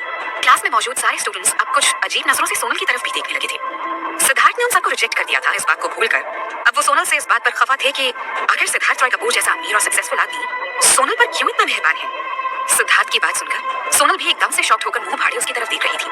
उसकी अंतरात्मा अंदर ही अंदर जोर जोर से चीख पुकार मचाते हुए कह रही थी, हाँ मैं तो इसे बस सनकी समझती थी, मगर ये तो पूरा पागल है। शायद तेज धूप में घूमने की वजह से इस आदमी का भेजा पूरी तरह हिल गया है। सिद्धार्थ क्या कह रहे हो तुम? Are you crazy? किंजल ने एकदम से झल्लाते हुए कहा। मिस्टर अग्निहोत्री ने भी अपने माथे पर आए पसीने की बूंदों को पोंछते हुए हल्की सी हंसी के साथ सिद्धार्थ की बात को हंसी में उड़ाने की कोशिश करते हुए कहा, मिस्टर कपूर, आपको ये सब कहने की कोई जरूरत नहीं है।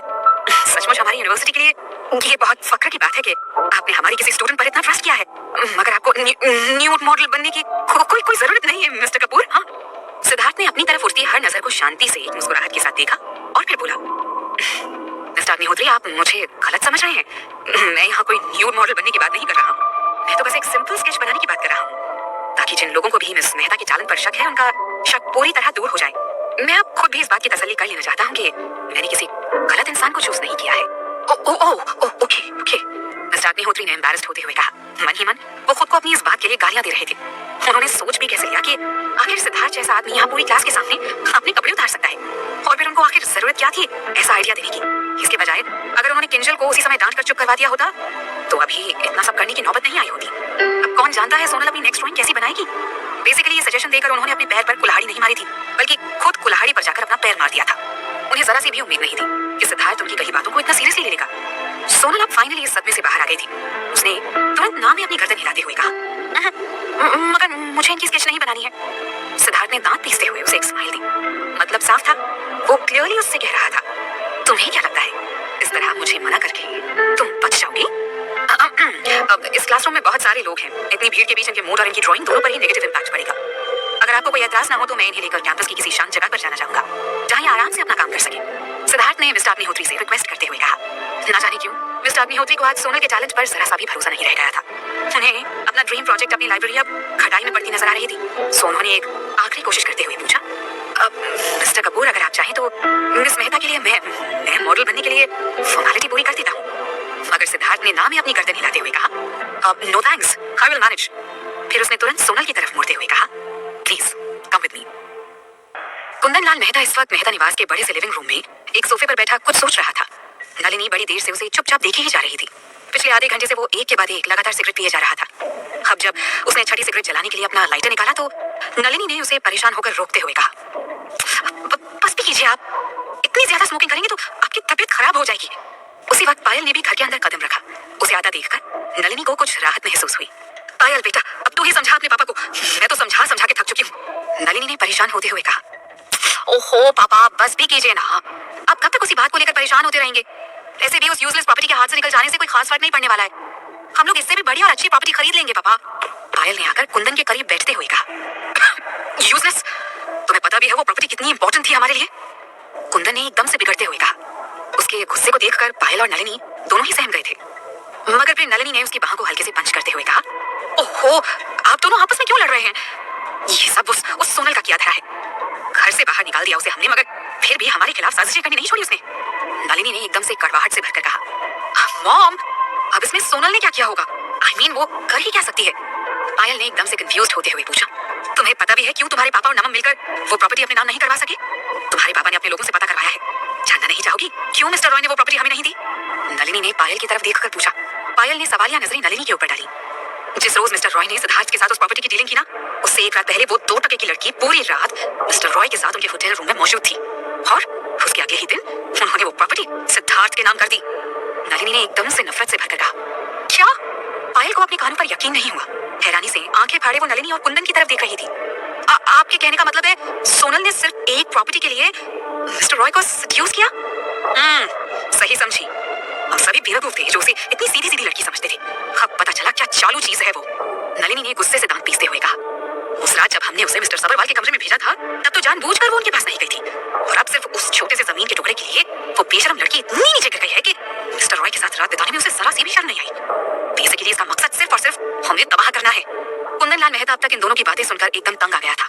भगवान के लिए चुप हो जाओ तुम दोनों, गुस्से में भरकर वो चिल्लाया।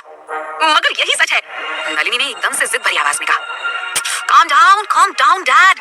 पायल ने कुंदन को शांत करने की कोशिश करते हुए कहा, Calm down. How am I supposed to do that? Kundan ने गुस्से में अपने हाथ में पकड़े लाइटर को फेंक कर दीवार पर दे मारा। ये सब तुम दोनों की वजह से हुआ है। क्या जरूरत थी उसे घर से धक्के मारकर बाहर निकालने की? हाँ, अगर तुम दोनों ने उसे उस घर से बाहर नहीं निकाला होता ना तो आज वो वहां उस अमीर जाति के साथ मिलकर ये सब खेल नहीं खेल रही होती। खैर छोड़ो, इस बारे में बात करने का कोई फायदा भी नहीं है। मैं वैसे भी इस प्रॉपर्टी को रीसेल करके इससे प्रॉफिट कमाना चाहता था। वो प्रॉपर्टी तो हाथ से निकली ही, साथ ही अब हमारी कंपनी को जो फंड मिलता था वो भी बंद हो गया है। नाक में दम कर रखा है सबरवाल ने। कुंदन ने एकदम से इरिटेट होते हुए अपने हाथ में पकड़ी सिगरेट को भी फेंकते हुए कहा, अब उस सबरवाल की क्या प्रॉब्लम है? सोनल की वजह से जो मिसअंडरस्टैंडिंग क्रिएट हुई थी वो तो हमने सॉल्व कर ली थी ना पापा? पायल ने एकदम से चौंकते हुए पूछा। मगर जवाब नलिनी ने दिया, कुछ भी सॉल्व नहीं हुआ था। तुम्हारे पापा को लोन की सख्त जरूरत थी, मगर जब उन्होंने उस सबरवाल से पैसे मांगे तो उसने हमारे सामने शर्त रखी कि अगर हमें लोन चाहिए तो उसके लिए हमें सोनल को उसके पास भेजना पड़ेगा। क्या? पायल ने हैरानी से नलिनी को देखते हुए पूछा। तो इसीलिए आप लोग सोनल को उस रात सबरवाल के पास भेजना चाहते थे क्योंकि आपने सोनल का सौदा उस सबरवाल के साथ किया था? कुंदन ने बात को बदलने की गरज में गहरी सांस लेते हुए पूछा। नमम कहाँ है आजकल? बहुत दिनों से घर भी नहीं आया है वो जहाँ भी है उससे कहो मुझसे जल्दी आकर मिले। मुझे उसके साथ कुछ इंपॉर्टेंट चीजें डिस्कस करनी है। सारे शेयर होल्डर्स फंड्स की प्रॉब्लम की वजह से अब हमें आंखें दिखाने लगे हैं। अब डोंट वरी डैड, मैं बात करती हूँ नमम से, वो जरूर हमारी हेल्प करेगा। पायल ने पूरे कॉन्फिडेंस के साथ कहा और उठकर अपने कमरे में चली गई। सोनल और सिद्धार्थ इस वक्त एक खाली क्लासरूम में थे। जैसे ही सोनल ने अंदर कदम रखा, सिद्धार्थ ने क्लासरूम का डोर लॉक कर दिया। उसने वाकई एक खाली और शांत क्लासरूम का अरेंजमेंट कर लिया था, जहां सोनल शांति के साथ अकेले ड्राइंग कर सके। मगर सोनल के चेहरे पर इस वक्त अशांति ही अशांति नजर आ रही थी। क्या चाहिए तुम्हें सिद्धार्थ? मुझे यहाँ क्यों लेकर आए हो तुम? उसने एकदम से परेशान होते हुए पूछा। मुझे क्या चाहिए? सिद्धार्थ ने उसकी तरफ देखकर स्माइल करते हुए कहा, ऑफ कोर्स, मेरी एक खूबसूरत सी ड्राइंग जिससे सबको यकीन हो जाए कि मेरी चॉइस गलत नहीं है। सोनल ने अपने गुस्से को पीते हुए अपनी आंखें बंद करके एक गहरी सांस ली और बोली, तुम्हें पता नहीं है तुम क्या कर रहे हो सिद्धार्थ? तुम्हारी इस हरकत की वजह से ना मेरे क्लासमेट्स और मेरे प्रोफेसर मेरे बारे में क्या सोचेंगे? ये एक बार भी नहीं सोचा तुमने? बोलो। सिद्धार्थ ने एकदम लापरवाही से अपने कंधे उचकाते हुए जवाब दिया, That's none of my business. जिसे जो सोचना है वो सोचेगा ही। इसमें मैं और तुम क्या कर सकते हैं? सोनल ने गुस्से में अपने हाथ में पकड़ी पेंसिल को जोर से डेस्क पर पटकते हुए कहा, देखो तुम। मैं क्या? सिद्धार्थ ने आराम से एक डेस्क से टिककर खड़े होते हुए उसे एक इनोसेंट सी स्माइल दी और अपनी आईब्राउज ऊपर करते हुए बोला, मैंने अब तक किसी से ये नहीं कहा है कि तुम मेरी बीवी हो। उसकी बात सुनकर सोनल की तो जैसे धड़कनें ही रुक गई थी। भारी दीवारों के भी कान होते हैं। उसने घबराकर एक बार खिड़की की तरफ देखा, कहीं कोई वहां खड़े होकर उनकी बातें तो नहीं सुन रहा है। प्लीज प्लीज सिद्धार्थ, चले जाओ ना। क्यों मुझे परेशान कर रहे हो? देखो तुम्हारी वजह से मेरी क्लास भी मिस हो रही है। फोन जाओ ना प्लीज। सोनल ने एकदम से हार मानकर उसके सामने रिक्वेस्ट करते हुए कहा, होने दो, क्या फर्क पड़ता है? सिद्धार्थ ने एकदम आराम से जवाब दिया। सोनल को अब बहुत तेज गुस्सा आने लगा था। क्या तुम ये सब सिर्फ इसलिए कर रहे हो क्योंकि मैंने तुम्हें हॉस्पिटल रूम में धक्का दिया था? हाँ? सोनल को इस बात पर जरा सा भी यकीन नहीं था कि सिद्धार्थ सच में किसी टैलेंटेड स्टूडेंट की खोज में उसकी क्लास तक आया होगा। और वैसे भी उसके जैसे आदमी के पास इन सब छोटे मोटे कामों के लिए वक्त ही कहाँ होता है। वो अपनी किसी भी इंपॉर्टेंट आदमी से कहकर ये काम करवा सकता था। ओह, तो तुम्हें याद है? मुझे तो लगा तुम अब तक वो बात भूल गई होगी। सिद्धार्थ ने एकदम से हैरान होने की एक्टिंग करते हुए कहा। सोनल को लगा ही था उसके जैसा अक्खड़ स्वभाव का आदमी छोटी से छोटी बात को भी इग्नोर नहीं कर सकता है, फिर चाहे वो हल्का सा धक्का ही क्यों ना हो। अब चुप क्यों हो? सिद्धार्थ ने अपने कंधों को हल्का सा स्ट्रेच करते हुए पूछा। उफ, कितना थक गया हूं मैं। आई डोंट माइंड अगर तुम मुझे अपने हाथों से शोल्डर मसाज देना चाहो तो। तुम्हारा दिमाग खराब हो गया है क्या? हाँ? सोनल ने गुस्से में उसे खा जाने वाली नजरों से देखते हुए कहा, मगर सिद्धार्थ के चेहरे पर एक शिकन तक नजर नहीं आई। उसने आराम से अपने हाथ फैलाकर बैठते हुए कहा, ओके तो फिर मैं यहीं आराम करता हूँ। आखिर इतनी तकलीफ में मैं कहाँ जा सकता हूँ? सोनल ने अपनी मुट्ठियां कसते हुए एक बार गुस्से में क्लासरूम की छत को घूरा। इतनी तकलीफ के साथ हॉस्पिटल रूम से निकलकर 20 मिनट तक पैदल धूप में चलकर सोनल तक पहुंचने और उसकी स्पेशल क्लास का सत्यानाश करने से पहले सिद्धार्थ को एक पल के लिए भी कोई ख्याल नहीं आया। सोनल को चुपचाप अपनी जगह खड़ी देखकर सिद्धार्थ ने उसे वापस एक स्माइल देते हुए कहा, ऐसे खड़ी मत रहो, चलो वो काम शुरू करो जिसके लिए हम यहाँ आए हैं। Start drawing. सोनल की आंखों के सामने उस रात की पूरी बातें जैसे एक फिल्म की तरह एक ही पल में दौड़ गईं। जब उसने स्टडी रूम में सिद्धार्थ का स्केच बनाया था, उसके बाद उसने उसे कितना ज्यादा परेशान किया था। No no no no no, not again. इससे तो बेहतर है कि वो उसे शोल्डर मसाज ही दे दे। अगर मैं तुम्हें शोल्डर मसाज दे दूं तो तुम यहाँ से चले जाओगे ना? उसने थोड़ा हिचकिचाते हुए सिद्धार्थ से पूछा। सिद्धार्थ ने एकदम से खुश होते हुए पूछा, तुम सच में मुझे मसाज देने वाली हो? अरे तो सोच क्या रही हो? शुरू करो ना। हाँ, वेटिंग। अगर थोड़ी सी मसाज से ही अपनी जिद छोड़कर यहाँ से चला जाता है तो क्या फर्क पड़ता है? ये सोचकर सोनल धीरे से चलते हुए उसके पास आकर खड़ी हो गई। सिद्धार्थ आराम से चेयर पर आंखें बंद किए बैठ गया और सोनल ने उसके पीछे खड़ी होकर उसके कंधों और उसकी पीठ की मसाज शुरू कर दी। क्लासरूम पूरी तरह शांत था। बस कभी कभार वहाँ सिद्धार्थ की शिकायत से भरी कुछ आवाजें सुनाई देती थी। आज खाना नहीं खाया तुमने? कितने हल्के से मसाज कर रही हो? इससे ज्यादा जोर से तो कोई चींटी मसाज कर लेती होगी। इरिटेट होकर सोनल ने जब जोर जोर से मसाज करना शुरू किया ना, तो सिद्धार्थ ने एकदम से कराहते हुए कंप्लेन की, क्या रही हो ये? इतनी जोर से दबा रही हो? गॉड, आई थिंक तुम किसी बात को लेकर ना मुझसे नाराज हो और जानबूझकर इतनी जोर से ना गला दबा रही हो। मुझे मारने की कोशिश कर रही हो, है ना? सोनल बिना कोई जवाब दिए चुपचाप अपना काम करती रही, मगर सिद्धार्थ कहाँ चुप होने वाला था। अरे यहाँ इधर बहुत ज्यादा दर्द है, प्लीज इस स्पॉट पर भी मसाज करो ना। उसने अपने दाएं कंधे को हल्का सा उचकाते हुए कहा। सोनल मन मारकर उसकी मसाज किए जा रही थी। आधा घंटा बीत चुका था। अब सोनल इस बंद कमरे की गर्मी के मारे पसीना पसीना होने लगी थी और वो बुरी तरह थक भी गई थी। सिद्धार्थ की मसाज करते करते उसके खुद के हाथों में बुरी तरह दर्द हो रहा था। उसने अपने एक हाथ से दूसरे को मसलते हुए पूछा, अब तुम जा रहे हो ना? सिद्धार्थ एकदम से अंगड़ाई लेता हुआ उठकर खड़ा हो गया। इतनी अच्छी मसाज के बाद उसका मूड एकदम फ्रेश हो गया था और सारी थकान दूर हो गई थी। वहीं सोनल अब थक कर हाँफ रही थी। मैं कहाँ जाऊंगा? सिद्धार्थ ने सोनल की तरफ देखकर एक तिरछी स्माइल देते हुए पूछा। घर जाओ और क्या? सोनल ने उसे दरवाजे की तरफ धकेलने की कोशिश करते हुए कहा। वो अलग बात थी कि सिद्धार्थ अपनी जगह से जरा सा भी नहीं हिला था। मगर मैं इस वक्त घर जाकर क्या करूंगा? सिद्धार्थ ने अपनी घड़ी पर एक नजर डालते हुए पूछा। ओके तो ऑफिस चले जाओ, तुम्हें वहां हजारों काम होंगे, है ना? सिद्धार्थ ने अपने चेहरे पर एकदम से परेशानी लाते हुए कहा। डैम इट, यहाँ से ऑफिस जाने में मुझे कम से कम 2 घंटे लग जाएंगे। यू नो कितना ट्रैफिक रहता है इस टाइम। तब तक तो सारे एम्प्लॉयज भी जा चुके होंगे। अब तो शायद ऑफिस जाने का कोई भी फायदा नहीं है। तो सोनल ने अब थोड़ा इरिटेट होते हुए कहा, देखो तुमने प्रॉमिस किया था ना, अगर मैं तुम्हें मसाज दूंगी तो तुम यहाँ से चले जाओगे। प्रॉमिस? मैंने कब कोई प्रॉमिस किया तुम्हें? हाँ? सोनल का सारा पेशेंस अब धीरे धीरे खत्म होता जा रहा था। उसने एकदम से झल्लाते हुए कहा, यार तुमने खुद कहा था कि अगर मैं तुम्हें शोल्डर मसाज दूंगी तो तुम घर चले जाओगे। इतनी जल्दी भूल गए तुम? Really? सिद्धार्थ ने अब ठहाका मारकर हंसते हुए कहा, मैंने तुम्हें बस मजाक के लिए बोला था, बाकी की चीजें तुमने खुद ही इमेजिन कर ली थी। मैंने तुमसे ऐसा कोई प्रॉमिस नहीं किया था, ओके? सोनल से अब कुछ बोलते नहीं बन रहा था। सही तो कह रहा था सिद्धार्थ, उसने कभी ऐसा कुछ कहा ही नहीं था। गलती सोनल की ही थी कि उसने खुद ही यकीन कर लिया था कि वो मसाज के बाद यहाँ से चला जाएगा। ओके कम ऑन, अब जल्दी से मेरा एक स्केच बनाओ। सिद्धार्थ ने अपनी एक आंख दबाते हुए कहा।